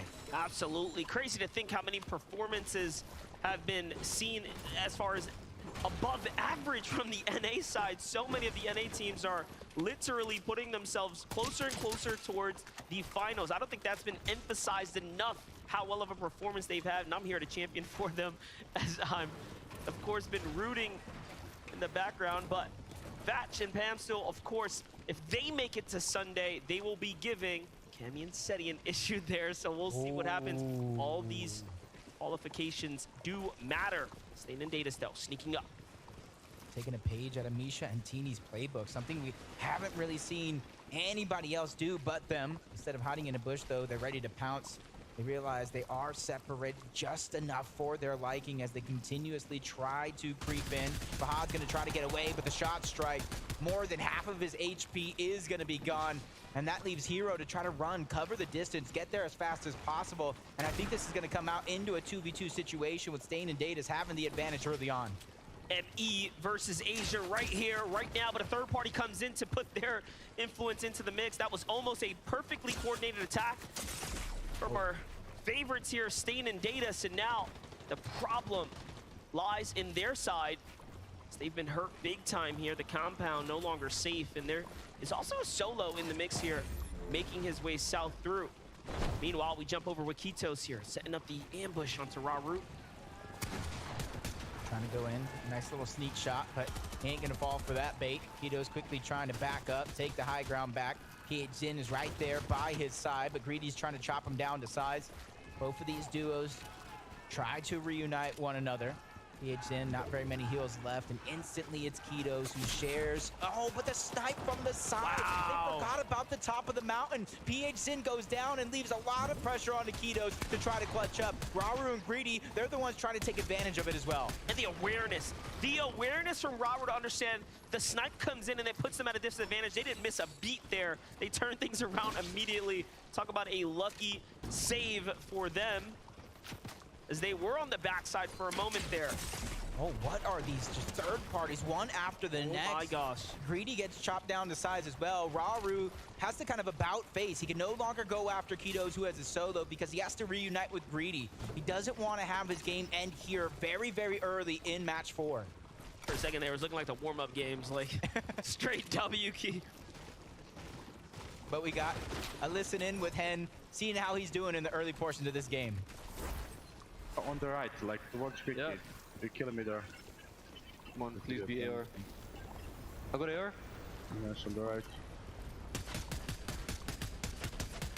Dead. Kiri. It's absolute clean elimination right there. That's the way you want to start your games off, picking off damage. Question is, can he get the finish there in time? Either way, 8 players already eliminated here. That's 3 full duos and some fragmented. Let's take a look here. Zone going far north. Things mixing up here for day 2 so far. We'd like to see some variety. Yeah, we've definitely seen some northeast. We've seen some southeast. Now we're just going to have a straight north for now. It does have a little bit of a western lean, but it could definitely center up. Figure out where it actually goes later on in the game. But Bully and Shadow changing up things just a little bit. Don't want to go against Peak and Vico far too often, but that's 7-man and Cal Gamer that they're going up against, and they're on a hot streak. They're on a hot streak for sure, climbing up that leaderboard to try to get their spot into Championship Sunday. And all Shadow wanted was a couple of tags thanks to that surge, and now he's going elsewhere. Oh, Mr. Savage has to be careful here, though, deep in the zone, but he is holding things down. Can he get adapter? He does! Swatted out the sky. Nicely done for him. And FKS now back against the wall, hurt as well. Vadil, one of the best to ever do it. When he sees you hurt, he comes in and closes it. Makes it look easy. Let's see, Savage comes from behind here. Yup, he's boxed up. It's only gonna take one more shot. FKS is fighting. He's fighting hard, but for how long can he last? Yep, quick moves by Mr. Savage as well, dodging a lot of those shots. Okay. Might have cursed him there, but he goes down nonetheless. Vadil is the one who gets credit. He just took too much damage trying to get that reboot off. He goes down to the storm itself so early on. But that's Vadil and Mr. Savage. This is what they've known best. Even though they wanted uncontested, well, they got it. Best part about it is they need those points to continue to give them the cushion to go ahead and stay in the money, stay in the save zone. It's nice to be in top 4 now. Should be all he needs. Take a look now at Batman Booga. Rapid, of course, a favorite. NA puts in a lot of work here, but Pink on the other side says, hold that thought. We got action, and we have it now. Finds Rapid there. The duo of Batman Booga. Now back against the wall. Just a solo here. We'll have to retreat for the moment as there is a duo lurking above. I'm waiting for this third party. It's actually Kaizen and Clement who are trying to go ahead and use those berries. So that way they don't have to use too much of their own heals. It is working out. That could be the distraction needed for Batman Booga to try to stay alive. And for Pink and Vico, this is a moment for them to stabilize themselves. They started this game in 32nd place, almost a repeat of yesterday with 2 chances left. They have to lay it all on the line. No regrets, no excuses. The time is now. That's right. Fresh duos rotating in the surrounding vicinity as well. Clement's going to go on up. They say, hey, look, we got the solo singled out here. I think we can go ahead and take advantage here. If they do just that, could put them in the position to have the surge they need. There it is. They trap him from underneath and force him out the box. Batman Booga expending all the metal now. Backs into a corner. The double shot comes through from Kaizen and Clement, and the synergy here, you have to respect it now. This Elim is worth 4 points. They want to close it out or give it back to Vico, potentially now. And Batman Booga will not give it up without a run for it. Kaizen and Clement secure the deal there and earn themselves 4. You gotta be careful though. Now it's Pink and Vico territory. A lot of that real estate is gonna be owned by them, and they know it. So Clement and Kaizen immediately get out, build some fresh spot for them to go ahead and try to regain composure. And with the zone pulling forward, a lot of these teams are going to have to continue to rotate towards the north side of the map, which means Pink and Vico, they have the advantage. They are full health as well. They have all the heals, so they either could stay, try to camp above Clement and Kaizen, or try to rotate first and hold them out nonetheless. Pink and Vico do need several more slots to go. You can see they're just holding that 30th placement. That's with the 4 that they earned this game off the elimination. So truly and surely they have to get more elims, and more importantly, they have to stay alive as Vico is severely damaged here. It's Clicks and Epic Whale setting up the ambush nearby, and they would love to pick up some of that sweet material, but no, instead gonna prioritize the rotate out. It's gonna come at a welcome surprise, I think, to Clement or Vico and Pink there. They were definitely damaged. I would say I do like this change-up coming out of both Clicks and Epic Whale. It was in that last game. They were stayed too far in towards Mega City, let all the other teams bypass them. So by the time it was their turn to rotate, they just got held out. They got separated and taken down as Chubbs and Bryce land a monster of a shot. They don't want to continue this fight as solos. Bryce is yet to go ahead and reunite with his teammate. So that's going to be Chubbs just backing up. Bryce, he has his shoulder. I'll watch it. You try to get out. And it's a fight for the forecast tower. So it's definitely something worth the risk if you're ready to gain that reward. Chubbs and Bryce have had an incredible showing, as have Shalom and MK Papa every single time I've tuned in with this duo here today. Just really has been them finding their stride here amongst some of the greatest. Already at 2 eliminations, a big 8-point game. I'd say this is definitely a team that is jumping onto the radar here now. That was Pamstu and Fatch that they just took out of this lobby. Pamstu and Fatch have about 48 points, 29th place. The only place they can go from here, though, is down. They leave it up to the last and final game of the day to try to qualify. And from one fight to the next, they run into Pings, who quickly bounce pads out. He doesn't want to have any of that noise. He is a solo, so he's probably looking for a least contested part of this zone to try to go ahead and get his teammate back.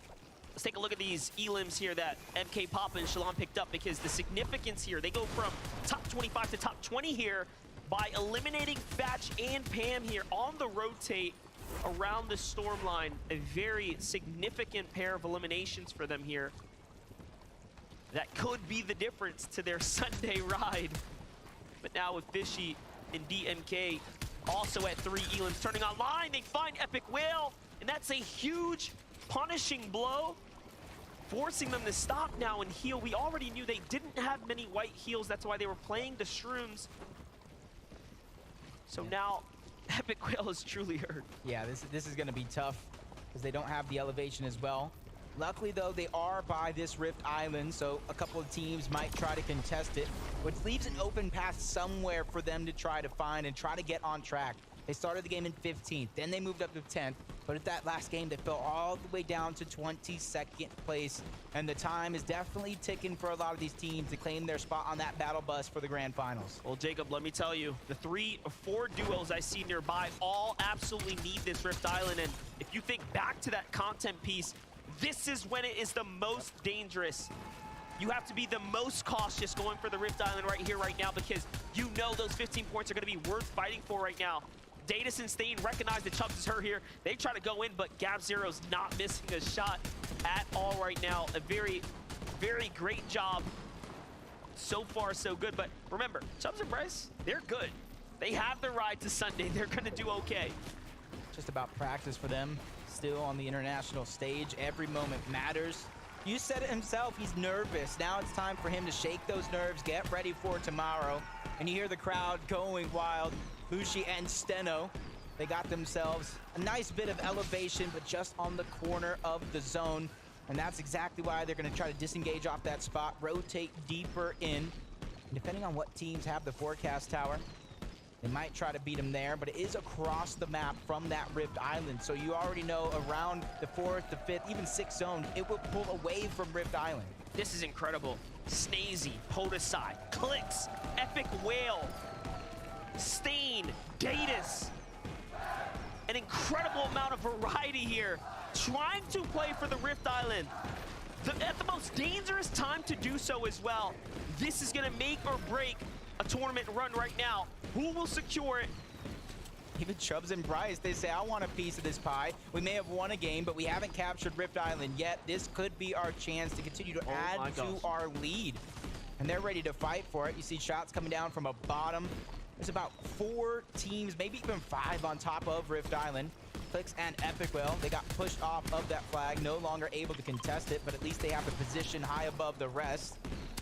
And it looks like they're going to try to fight for some piece control, some real estate, anything that they can get their hands on before they look at the edge of the island for more Storm Surge. A little too passive, though. They're playing the launch pad and not the actual objective.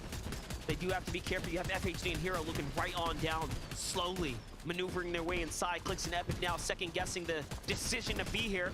Eliminations could be very well worth it, but securing the point seems unlikely at this point, as Chubbs and Bryce are like, hey, we would love to be #1 for the day. Why not put the risk on the line here? Why not risk it all? Literally have nothing to lose in this situation. This is exactly what I thought Clicks and Epic were going to do. They have just the edge of the zone to continue contesting it, and now they're looking on down below to try to get that Storm Surge, but you can see their awareness. They're constantly looking around. We saw Vasquez go down early on.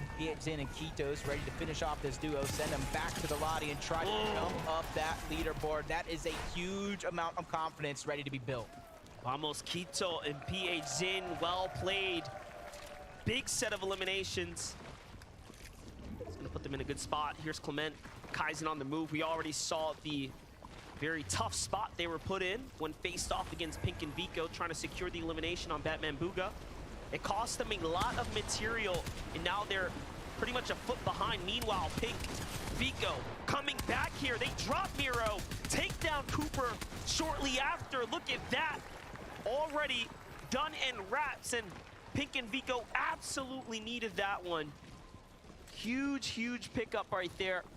For Cooper and Miro, who are inside the top 10, I think they'll be all right, but they'll surely slip down coming into the last and final game here. It's definitely going to put them on the edge of their seat, and you can see what they're fighting for. Not only the 2 eliminations, which is H points, it's that weapons cache as well to try to bolster their loadout as much as possible. The main thing is going to be those slurp juices to try to keep them alive. They don't want to wait to the last game to make their qualification possible. Way and Frosty, they're stuck on the edge of zone, just outside as well. They got a couple of feet to cover before they find some safety with inside. But even then, once they get in towards zone, their journey doesn't stop there. The zone continues to pull towards the far north side of the map. The majority of the players are down here as well. Big congestion happening here. It's going to be a very, very difficult rotate for the bulk. Let's see what happens here. But back to the Rift Island. It's still back contested. to the most contested island, the island where all of the teams on the bubble lie. Mr. Savage has 2 elims. Guess what? One of them is Bryce. Can they get Chubbs here? Can they find their 4th elimination right now? Badil already working his way in. Looking good. Chubbs goes down, but it's not to them. It's to the hands of FHD and Hero here, a team that equally needed those elims. They needed those points, but who secures the loot? Yeah, I heard it get captured there at the tail end, but I don't know who actually got credit for the capture. You see the loot falling through. Badil and Mr. Savage trying to steal as much of it as possible. Might have been Fahad and Hero who grabbed that one. Clicks and Epic Belt long gone off of Rift Island. You saw them cover up that bounce pad, and now they're trying to use it. Suns and Anon trying to make something of their last opportunities here on the day. They saw Alex and Worthy qualify out of OCE, and they don't want to leave them as the lone team in the grand finals representing their region. Nice opportunity here to pick up more points. He's going to slip on through. That's Chris on the other side. Suns not only needs the points, but he needs the refresh. He needs that loot that he has in his hands, and Anon, him, can't stay too much longer in this zone before they go down. Also recognizing the additional damage turning on here. Look at how quickly they're falling underneath the Storm Surge. Storm Surge will, of course, turn on just about 10 seconds. Start dealing tons of damage to the lobby. Huge tag right there, though. That might be a game changer. No, it's only worth 100. To the zone they go. Here it is. Let's see what they can do. Hero's right next to him. At least Suns made it in, giving him a shot. But Storm Surge taking him down. One more tick before he goes back to the lobby. Wow. He's doing what he can. 40 below, and he barely goes above by 81. The risk versus the reward. At least he stays alive. That was actually so impressive. Swings through, finds a tag, and slips out before the surge can actually hit him. He was just a moment away from hanging out in the lobby for a second there. But trouble still looming. Trouble still on the horizon here. Pink and Vico don't stop, though. They are looking to make the dreams and wishes of their communities come true as they're coming right back to it. Let's relive the moment. Let's recapture that. Vico walks in. takes down the 2 from the side. He gets both elimination credit there, and look at that. Feeling very good about it. I mean, Pink said it himself. What do diamonds make? Well, it's actually diamonds are made from pressure, and he's feeling that pressure now in the moment, using it to fuel himself. I think this might be one of the best games they've had all weekend long. And Monster, at this stage in the game, there are more teams alive outside of that top 25 bubble than teams that are inside. So they're trying to take these last 2 games of opportunity and really push themselves to the limit. Really changing the narrative right now. Pink and Vico are in 28th now. Right there, really trying to change this whole story around. Half the lobby has just about been eliminated, including some of our favorites, like you said, up inside the top 10. Most of those teams are down and out, so this is really going to allow the funnel of points to flow south to the bottom of the standings, which is going to make the final game that much more tougher to break through into the top 25. You know, it's a very different game when even those that were at the bottom are now starting to pick it up. It only takes 2 games, 2 good games. It's a recipe for excitement. Players are cooking up a final opportunity here. 27 players left alive of 2017, so that means no placement points have been granted so far.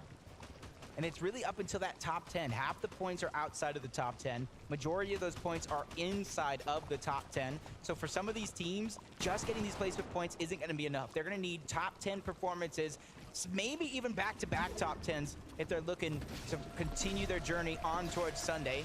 Kaizen barely above the damage threshold by 66, but he knows not to make the wrong move, especially this late in the game with so many other teams surrounding. This is it. This is his chance. This is his moment. If he can take off here, if he can make a big end game, a top 10 potentially, it might just be all he needs. But first, though, he's got to survive here. He's barely up. He might just be able to find Deguerta here. Great tag there, and he does take him down, and now Rocket rams his way on, up, and out. Can he get all the way to the top? Close enough. Wow. Perfectly there. It was nearly over, but even finds a zip line to get all the way on inside. There goes the elimination credit. Alive long enough to find it. Meanwhile, Reason also finding eliminations too. I know we got to interview with our good friend Amar.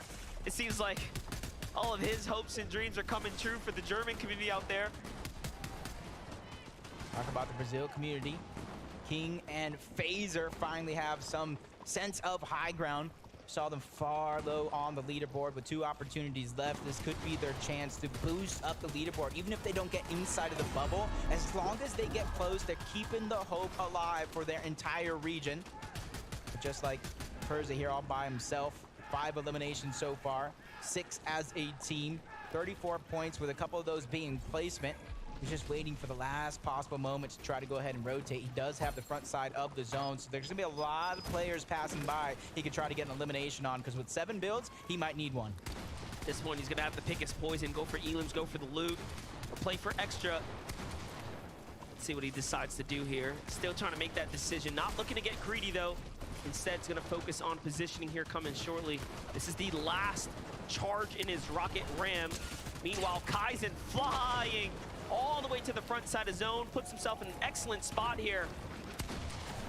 He just sees so many chances to find tags. Just biding his time, trying to play the smart game, even though he's below the damage threshold. He's not trying to make that leap all in one bound, even finds some minis along the way, gets above the damage threshold before it goes away altogether. Top 30 player situation. He's going to be one of them, trying to put the team on his shoulders, but King and Phaser still find a way to hold on to that high ground.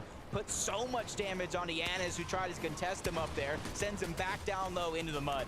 What a game for Shalom and Papa here. Also ranking their way all the way up right now. Getting very close, getting very comfortable, but Shalom falls is all up to MK Papa here. Has to put the teammate on his back quite literally. They decide, hey, you don't have to save me. I'm going to try to stay up right here. Clicks is going to fall. Epic Whale has to do it by himself in the end game. He has no build. Shots come from everywhere. Down he goes to his NA friends. TK there. And now, Snazy, Podesai, another end game for them. This is their moment. This is their chance to do it all. I know everybody at home can hear the crowd through our mics cheering loud and proud. We already seen Podesai get a massive amount of points as a solo. This time, yes, his dynamic duo trying to go ahead and lead the charge into the qualification spot along with Pink and Vico. They've been doing so much damage all around the lobby all game long, and they don't intend to stop here, especially with 7 eliminations. They already got themselves into the top 10. Now they're trying to grab the last half of those points. And only one build left. He comes all the way down to low ground. They'll be alive for a little bit longer, but 4 duos remain. One's a single solo in the mix here. In this entire game, Shadow from the shadows, the back of the leaderboards, all the way on up, here to play Epset. He makes an end game. This is gonna surely put him in a true chance for the bubble spot. Down he goes to the hands of Pink and Vico. Pink and Vico have rocketed their way up. It's gonna be such a contentious final round. But first, who will win this one? Who will secure that dub here? Podesai will surely get eaten alive by the storm. And he fails to build there. It's unfortunate here. Comes in through the side, down he goes. And it's now a 2v2. That's gone, and Pingu at the bottom. Fall damage is real onto Vico, but he gets the trade at the bare minimum, and Pink and Vico take the game. That could have been it, Monster. That could have been the moment where they qualify to the grand finals on Sunday. They're knocking on the door of Acorn and Cold, so I'm going to throw it on over to the stage where we have Frankie standing by to pick their brains. I think that might have been the most important victory royale we've seen so far. Boys, I think you were 30th on the leaderboard going to that one. And you, Vico, had the game of your life. How on earth did you manage to get so many eliminations? It's because Pink's just the go to tarping and everything else. He fully clutched mid-game, I'm not gonna lie. You did clutch. Talk me through what happened. I had 7 kills, Vico had 4. Oh, this is what I've just been told by the producer in my ear. I am sorry. Justice for Pink, everybody. I apologize. I mean, 4 elims is pretty impressive. All right then, Pink, what was your favorite elimination of the 7? Killing Mero and Cooper, because we had nothing, and I just killed both of them, and it just revived the game. I don't know, bro. God, it's the greatest, bro. Oh, my mum's life. Oh, my God. How did you manage to get yourself together to get those 2 eliminations, though? Because you were on the back foot. I mean, a duo like me and Vico, like, we don't need loot. Like, we have the fragging capabilities. Over the course of the last 2 days, we haven't been able to show it. But I just told Vico, just keep a positive mindset. Like, no matter what throughout the game, don't give up. We'll get them kills. Like, we're good enough. We got them kills, we came back and we won the game. I can't lie, I knew that we would qual. I just had to put the belief into Vico. Why do you think it did take you so long to put up the performance we know you were capable of? We were struggling with Surge a bit, and we kind of choked some mid-games, but we got it now, I figured out, and yeah, it's gonna go better now. I did speak to Pink yesterday about how you became this unlikely double act and how he's taught you a few things in game. Why don't you tell me what you've learned since joining this man? I've learned how to use my brain actually, and not just like use my capabilities of being able to fight and my mechanics. So I'm actually thinking more now, and I'm capable of using my brain cells. So. I'm glad you've learned to use your brain cells. I've got to head back to the desk, but before we do, I know your mum is in the audience. She's always by your side. Have you got any words for her? Thank you for always supporting me, and thank you for being the best mom in the world. Well, hopefully that is enough to get you into tomorrow's grand final, because I don't know how you beat a performance like that. Everybody give it up for Pink and Vico!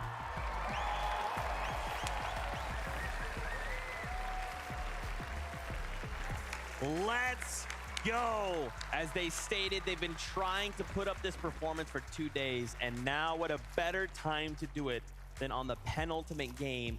Double-digit eliminations, Pink and Vico. Let's go, boys! And this is all off the back of Vico's recent win, right? Getting the Red Bull contested overall win.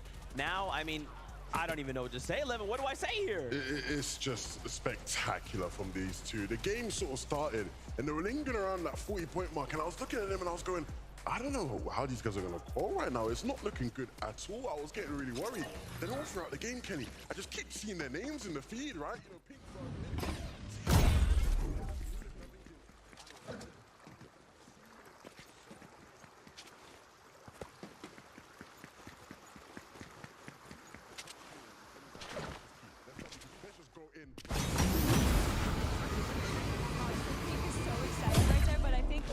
was even more excited. It was great watching that game with him. And I know that you and him talked about the mid game, but honestly, it started from the early game there with Pink and Vico going up against Batman, Bugha, and Rapid. They were able to take one down, but then played it safe. They didn't go on the aggression, which worked out really well for them because then there was a third party that came in and did clean up Batman, Bugha. But then, of course, we saw the eliminations that they got in the mid game, and then in the end game there, they played the mid ground really well, waited for it to be around 7 teams left, and then that's when they went for the high ground. I think Pink finally knows what pressure makes. It's diamonds, right? And these guys are diamonds, and they've been shining in that game. I mean, the pressure on them. You mentioned, right, obviously, you know, winning Red Bull contested for Vico, what a moment that was for him. Obviously, Pink last year won game as 8, right? So, like, these are 2 players, a rare example of 2 players on the same team who have won LANs before. They had that experience in the stage. And I just really wanted to see them actually then be able to deliver. So, to see them do it now is really satisfying. And I mean, the whole arena just erupted right in that moment. I gotta relive it, but this time,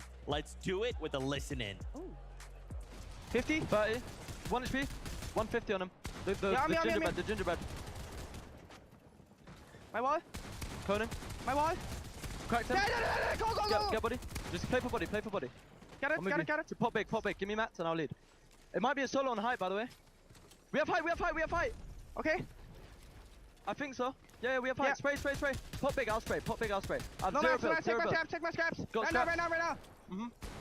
Top 3, top 2. What, 2v2, we should drop down and get side pump. Drop down. 50 wide! Let's go!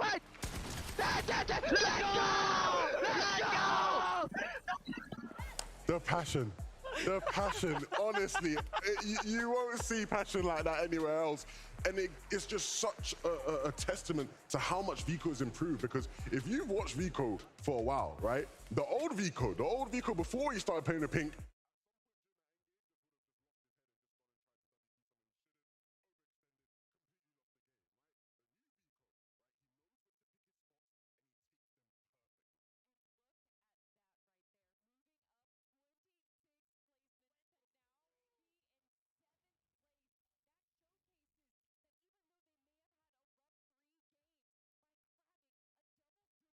Elimination victory royale. That gets you over 100 points, Z.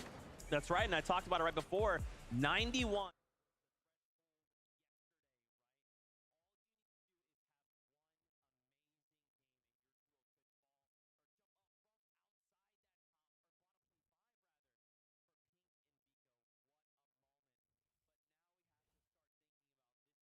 Getting ready to go into the final game on the day. The bottom 25 will be going home. As we turn attention to the bubble, take a look.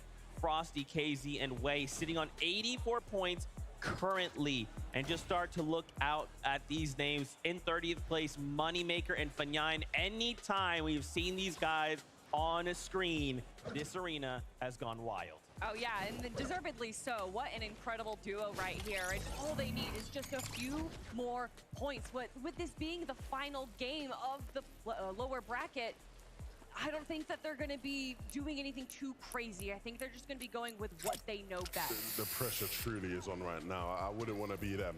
I love, you know, high stakes moments, but I love to watch them. These guys are in it. It's going to be tough. I'm getting word.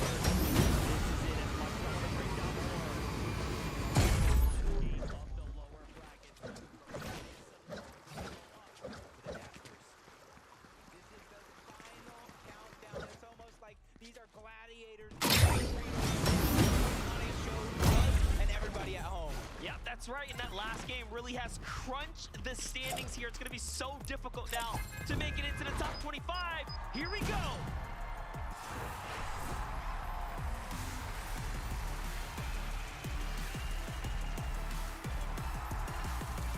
This is it. The very last chance for any one of these teams to try to make it to Sunday and keep their dreams alive. They got the Axe of Champions up for grabs. The lion's share, $4 million. And I think just as important for these competitors, calling themselves the best in the world when it comes to Fortnite. That is absolutely correct. The standings, the minimal points required will probably be much higher than 91, because if you compare the top points from yesterday to today, it is so much more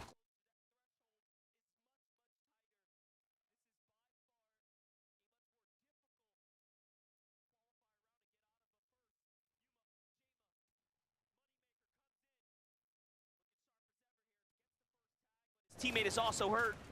Swings around. Can he go ahead and put it all together here? This is a big battle for both of these teams because this decides if they have even a chance to keep themselves alive, and they immediately get a disengage from Jama and Yuma. Moneymaker's just hot on the heels though. May not know exactly where he's at, but by going this route, he knows now he has to be in that direction. He spots him out at the tail end on top of the roof. Shots gonna be fired. Jamon taking a lot of that damage. Fanai in there to finish the job. They keep it alive, Monster. What a well-played elimination right there. Comes in, finishes the job nice and easy this time. The shoes on the other foot. They are here to change the narrative, change the story, and they have an actual chance. Well, we already know you can be all the way at the back. One win can potentially take you to the top. Yep, and with some of these teams already have their ticket on that battle bus ready. We've seen some reckless play to try to defend their drop spot, but a nice shot from Anon and Sons to deal a load of damage on their opponents.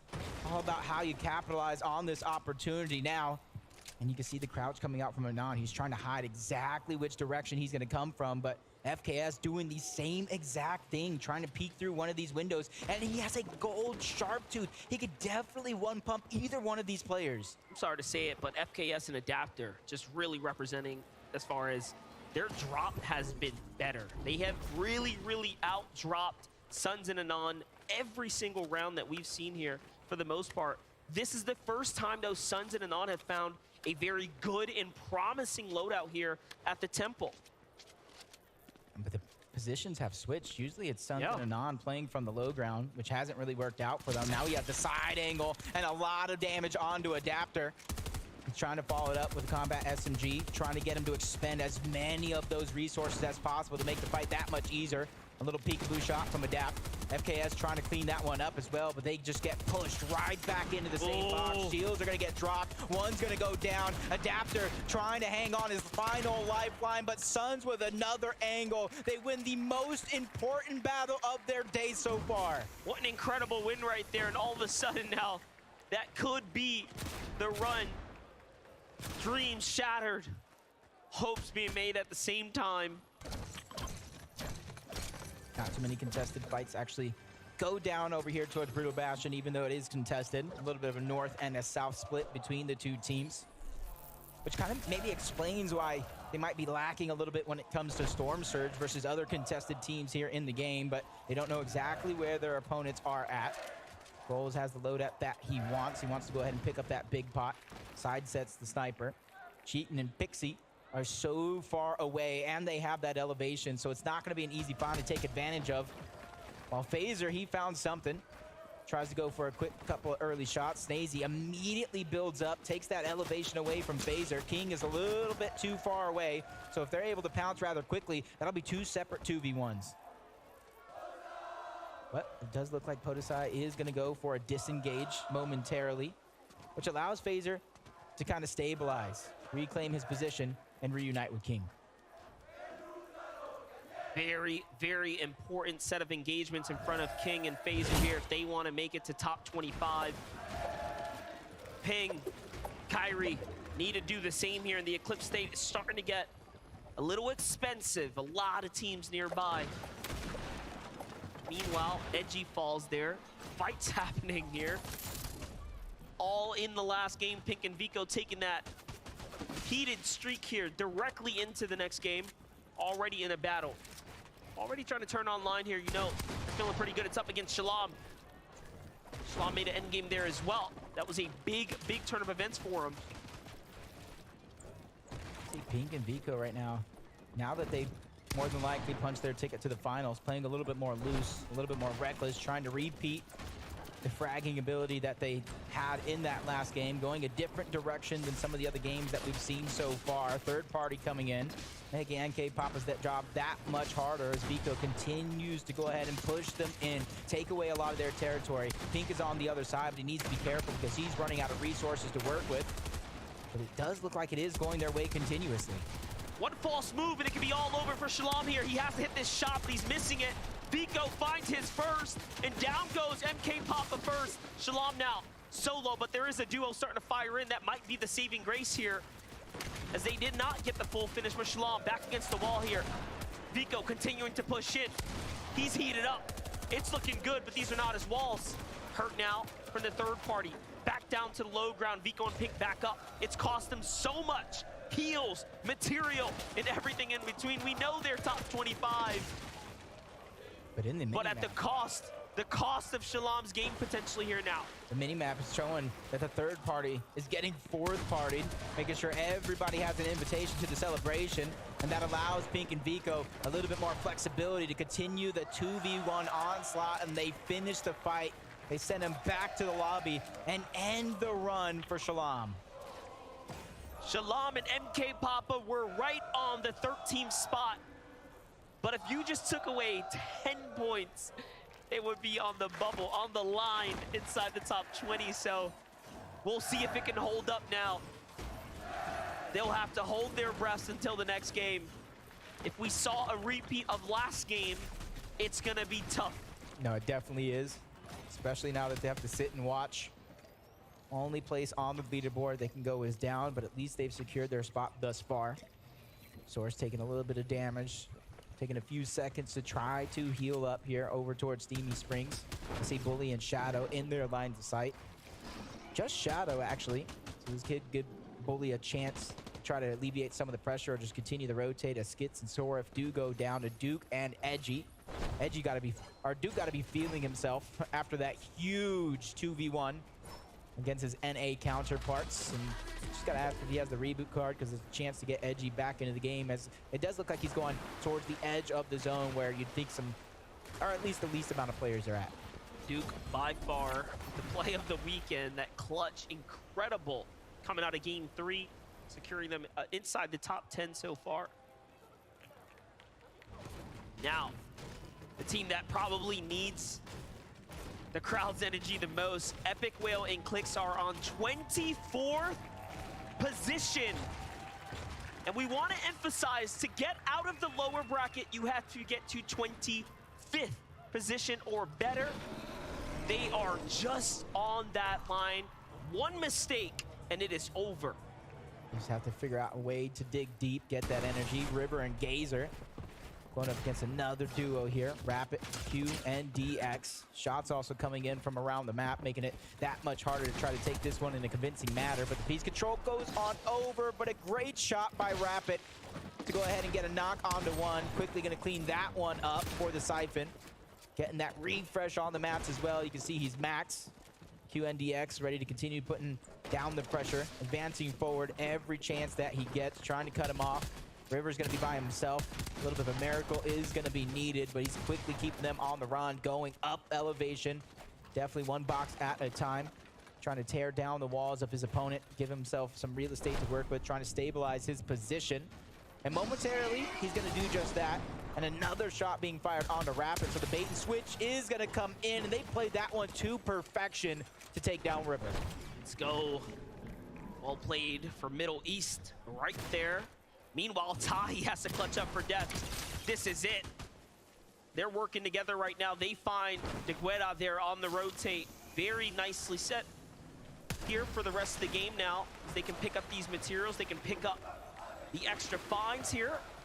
Get right to the zone. Plenty of time to work with as well. This will put them well within the surge comfort for now. Saw Kaizen go down in the feed. Clement was also out, but they've positioned themselves on the leaderboard in 15th place. Got to be confident that it is going to hold, but only time will tell as Anon goes down to Vidil. Suns as well, so another duo's run here this weekend comes to an end, while another one is shining bright. Love to root for death. Young kid from the Bronx alongside Tahi, but it's jumping over to Okis, who's trying to put up the solo clutch here. For a moment there, he had a bit more on the standings, but now pressured in by Kitos and PHN. They're working the pincer maneuver here. One wall and two, and Okis now runs, trying to stay up. The early med kit here, they don't want to risk anything, making sure that they put themselves in the most optimal position to win this fight here. You have to respect every pro player that has made it this far in the stage. The best of the best globally here gathered for the weekend's tournament. There is no easy set of eliminations, but Okus is gonna fall here now to the hands of PHC. And just like that, the Brazilian boys gain another. Well played. Trying to continue where they left off yesterday and go up that leaderboard. FHD and Hero.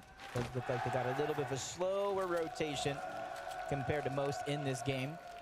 Almost uncontested towards the north side of the map, and that's where they're putting their money on to see if it is going to go in this direction. But the only question I really have, Monster, is how much surge do they have? Because if you're going on the slow side, you're not going to have very many opportunities to pick that one up. And even though they have a good amount of wood, full brick, right now they're just trying to get as much metal as possible because they know how useful it is in that end game. Meanwhile, we get to watch this back one more time. Tahi and Death, how they managed to find their eliminations right off the rocket ramp to set up the angle. Tahi, who came back from an extended break, joins back up with Death in the final last chance qualifier, pushes his way through, and then secures himself the ticket, the ride here to wonderful Copenhagen. And now this is his last chances, his last efforts at play here in game number 5, where they absolutely have to come inside the top 10 if they want a shot. So does Clix and Epic Whale. They just need to play just well enough, just good enough, better than the upper half of the lobby. Yeah, that's basically two different sides of the coin. Death and Tahi need a VR if they're looking to qualify, or a massive amount of eliminations. You said it yourself, Clix and Epic Whale need to do just enough to go ahead and punch their own ticket there. Stacey and Podesai at this stage in the game, I feel like they did more than enough to find themselves confident to go ahead and play yet another day of Fortnite tomorrow, and a chance to win $1 million as a team. And each placing below that is no slouch either. There's a massive amount of money up for grabs, $4 million to be exact. 7-man is trying to put the team on his back here by himself. You see he has the vault loot, and he's in 27th place. Epic Mailwave just found something there, but 7-man has the tournament run on his back. Snazy knocked to the hands of Epic Whale, but saved, picked up here. Now starting to run out of heals. They don't have much time. They have to get to the zone now. It's all or nothing, and there it is. Luckily, they were super close. It ends up working out. But Clix and Epic Whale are inside the storm. They're inside the mega city, just coming out a bit late there. So danger lurking everywhere nearby. If 7-man makes it to the finals and King makes it to the finals, we'll see that contestant again. Grand finals is gonna be so crazy. The new teams are joining in. Yeah, the storylines are literally writing themselves right before our very eyes. You see Vortex and Belusi go ahead and capture Rift Island, and that is going to be a must for them, because they are right now positioned in 46th place. So not only do they need that Rift Island, they need to continue strong in the rest of this game, pick up a huge VR for the placement points. And I even feel like their job won't be done there. They need to sprinkle in a couple of those eliminations as well, but anything is possible. We've already seen it yesterday. Caught a glimpse of Peterbot there as well. Big strides for Peterbot and Bala in the last half here.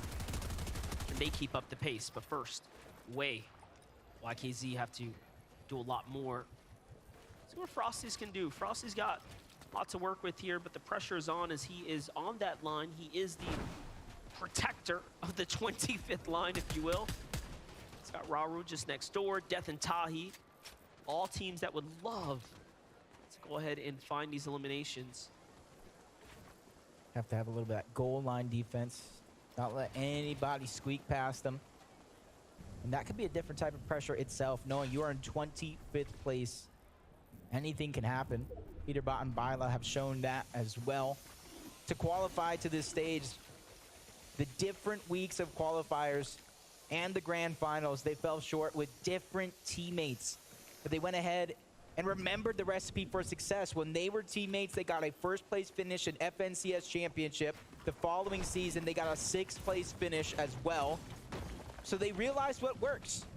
And I feel like they're trying to put that to the test here. This is a duo that was highly regarded on NA to be an elite force, undoubtedly. Now they're joining forces here again today. I got to touch base with Peterbot, and he had a lot to say. His on-camera demeanor doesn't quite show it, but the kid's got a lot of heart and spirit. So far, he is holding that line as well in 21st. King and Phaser, man, they have a huge task in front of them. They need an end game. They need a big moment here. So does 7-Man. 7-Man is by himself. That is also his biggest problem here, is that if he makes it and 7-Man makes it, they will be contesting one another. That's the reason they're here today, a very difficult upper bracket.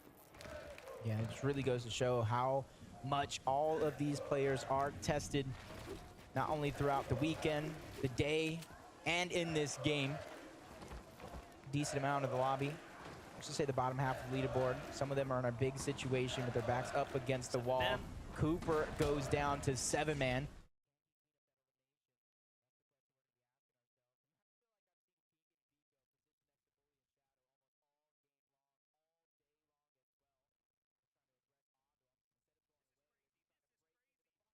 Too far down. That leaves Bully by himself on the high ground.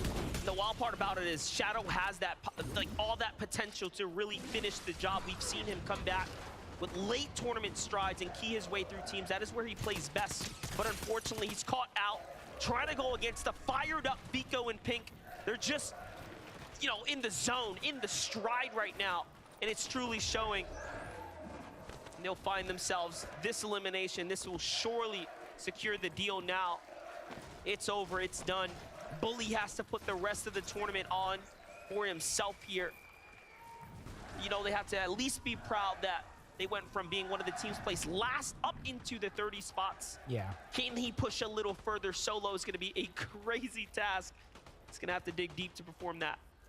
You see a lot of the teams that were on top of Rift Island or around it, they get that far pull towards the south side of the map. Cooper and Miro actually do both go down. 7-Man's going to clean up both of them. Bully falls as well. Batman Booga trying to hold on to his position. And then we got Snazy and Podesai over on the other side. It does look like they're on the hunt. They have at least one player around him. It does look like he might be a solo. And I wonder if that's 7-Man who's already been heating up. Well, quickly answered. 7-Man is playing so well. Those are 8 points. Those are 8 points. He was at 26. That's gonna jump him up. He was 190 damage below. He already found the knock. He finds up Miro afterwards and crushes them at the same time. Look at his loadout. He doesn't even need any variation of the shotgun either. He goes in for that mythic stinger over towards Relentless Retreat. I questioned it. I questioned it yesterday, and my answer is here today. You can see why he's doing such things, but he's still below the damage threshold, continuously falling. He needs to figure out what he's going to do, and right now he's just trying to pressure a team across the map. Hope some of those shots sneak through. But he has a couple players on the backside. Hen and Vasquez, Bryce as well. And this could be his opportunity as he looks back to try to get that surge. Well, one thing's for certain, this is the best performance we've seen come out the Middle Eastern region as a whole at any in-person event. They have just continued to get better and better, and 7-Man is truly showing us why they are champions of their region. Although CalGamer is down right now, but he's got to do it again. He needs more surge. 2 eliminations was not enough. Next up might just be Bryson Chubbs, but first, he's got to pick his poison. He's got to move here now, and he's got to move soon. He's one of the last persons here on the backside of the zone. Yeah, it does look like he's going to attempt to out-heal it, wait for those opportunities for these players to try to go ahead and continue moving towards the zone. That's going to be his best chance to try to strike. He's trying to contain the Storm Surge, but he's still 100 down, 133, continuously falling. A lot of his heals are going to be expended in this situation. But what choice does he have? He's a solo in a world of duos. Yeah, and that damage threshold is just slowly slipping away, getting further and further. Looking for any of that leftover loot. He knew that he had something here. There was stuff to spare. Has to pop the slurp juice, take the double. I was going to say the double movement potentially, but no. Needs the shotgun. He's got to do something monumental now. Will it be a solo? Will it be a duo he lands on? Let's find out. He finds a team rotating here. It's Belusi and more, but then into the box, and he almost does it. It was so close. He finds Q&D, but Rapid was there to seal the deal, zip him up, and unfortunately, that's it. That's Rap. So what a performance. You have to be so proud you made it that far. Yeah, just outside of that bubble in 26 is where he went down. And he's doing it with an unorthodox playstyle, not really carrying a shotgun until that final moment. Oh no, this is everything. Well, 139 below though. They realize the situation that they're in. Even though they might want to back off, they have no choice but to go forward. That's PH Zen and Keto's on the other side. And this is where they're just trying to back down. They're doing just enough, one foot in front of the other. But if they continue to wait for too long, Storm Surge will activate, and they don't have many heals between the two. This is so scary because PHN has been on fire, but he doesn't have shields. Clix has to do it. He has to do it here and now, and he does. Puts up the numbers. Well played, but it's not enough. He's still 5 below. He's gonna have to heal here and find a tag. Can he get it? No. Shots from above. It's Hen who plays upset. Pam's still here. If he doesn't find a tag, it's all over. Epic gets it in the nick of time and enough time to potentially save his duo. Oh my gosh. But Clix is dropping everything. He's saying, hey, you have to stay alive. Play for yourself. Do it here and now. Yep, this is the final moments. We've seen Epic Will clutch out before in the past, but that's exactly it. He doesn't have any heals to work with. Neither did Clix on his down body, so it's all up from here, but unfortunate. He's just trying to go ahead and use those bounce pads. Every tool he has in his tool belt to try to get there, and maybe even try to sneak attack one of these teams that might know he's there. Perfect rotation coming out from Epic, not really getting tagged up. This is his chance. He's barely on that mine. He's barely on the threshold trying to stay alive. Stay alive a little bit longer and you can get the placement points. That is truly what he needs to do. He's in 27th. Once he breaks past 25th, every team that falls will be a difference maker. It's all or nothing right now. He is only 91 above, just barely there, but the chance, the opportunity, the hope is still alive. So is Death, another solo who needs to stay up. One more team will be it. Phaser's already down. That means King is on his final leg too. King falls as well.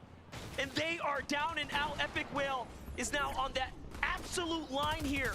Wow, he pulled zone as well. Oh my gosh. Talk about a blessing in disguise, a miracle even. That's gonna allow him to let some of these teams go ahead, go over his box, under his box, and this could be the perfect moment to catch somebody off guard, but he has to be careful because a lot of these teams surrounding him are going to be full-on duos. You can even see Batman, Booga, and Rapid there. There might be one player towards the bottom that he can try to take advantage of, but it doesn't look like he's gonna peek in that direction. He's just biding his time, waiting for the perfect moment to strike.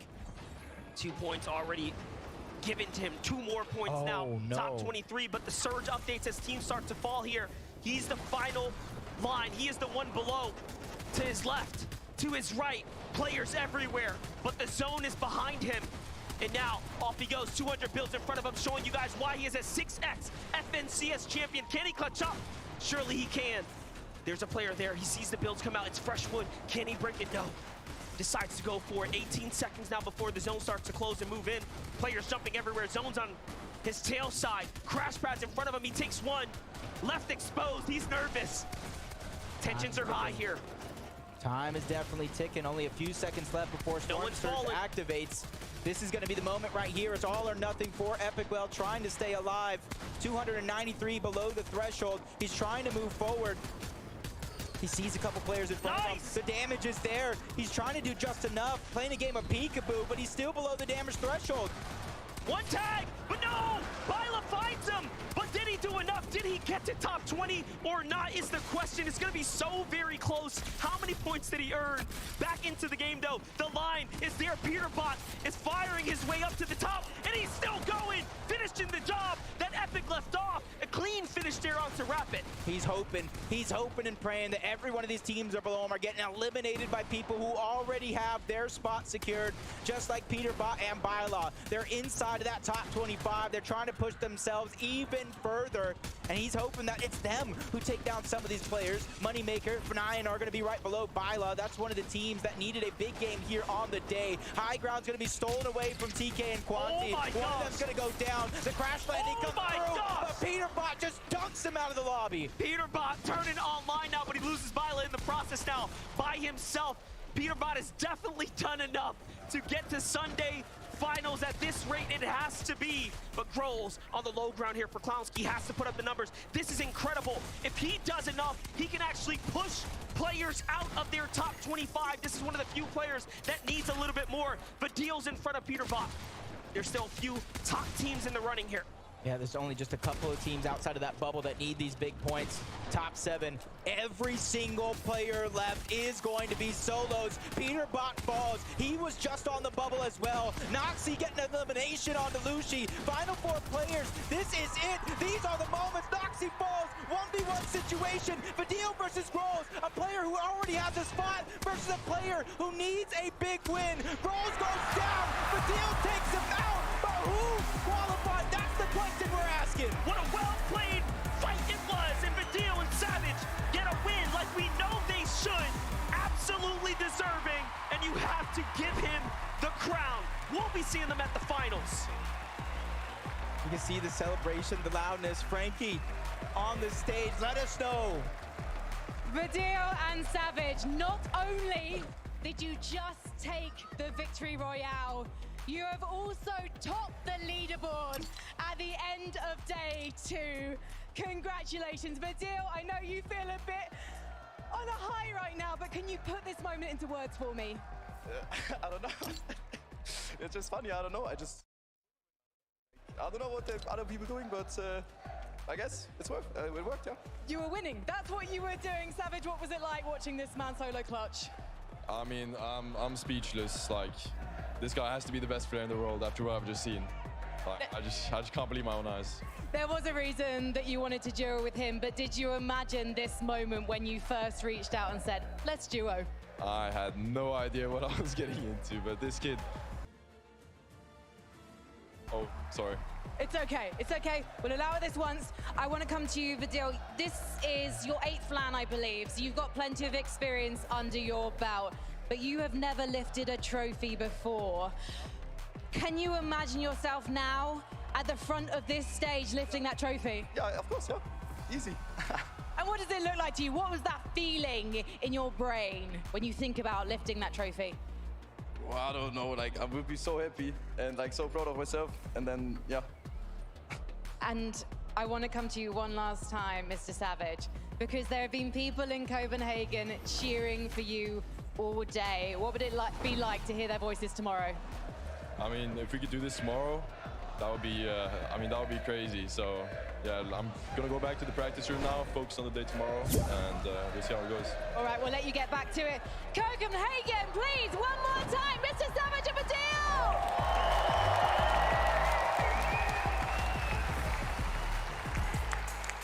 I mean, come on! How else do we want to close this lower bracket? From first place in the last chance major to first place in the lower bracket. This is a story in the making. Congratulations, Mr. Savage and Vidil. I know y'all heard the crowd erupt here in the Royal Arena. My gosh.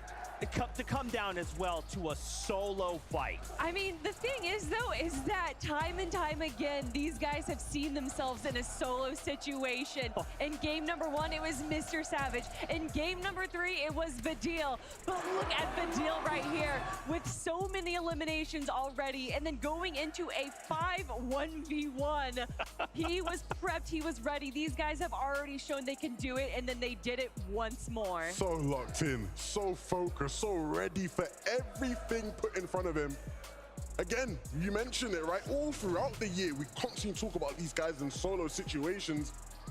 And this is what they do. They deliver. They have these big clutch moments. They like to leave it late, clearly, right? You know, last chance major winners now winning the lower bracket. Doesn't get quite better than that. Can they now win on Sunday as well? Ooh, I mean, that's the question, right? But really,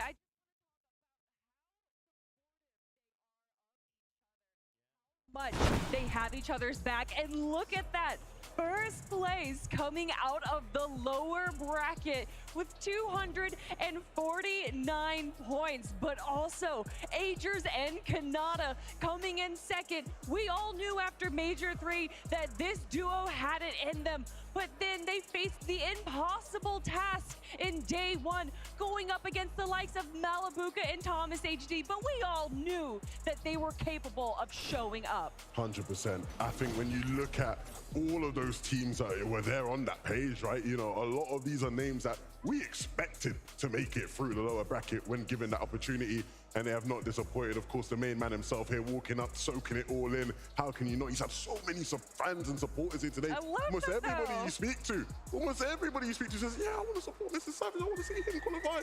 Looks like he's going to be playing. Mr. Savage, I know you can hear me walking away right now. I want to make sure that you never do what you did on the stage again, and that's sell yourself short. I know he's like the dealing in the moment, but Mr. Savage as well put on a performance for us. So I am just looking forward to seeing them tomorrow. I cannot wait to see. You know that they are feeling so good right now, and I think this momentum is going to carry them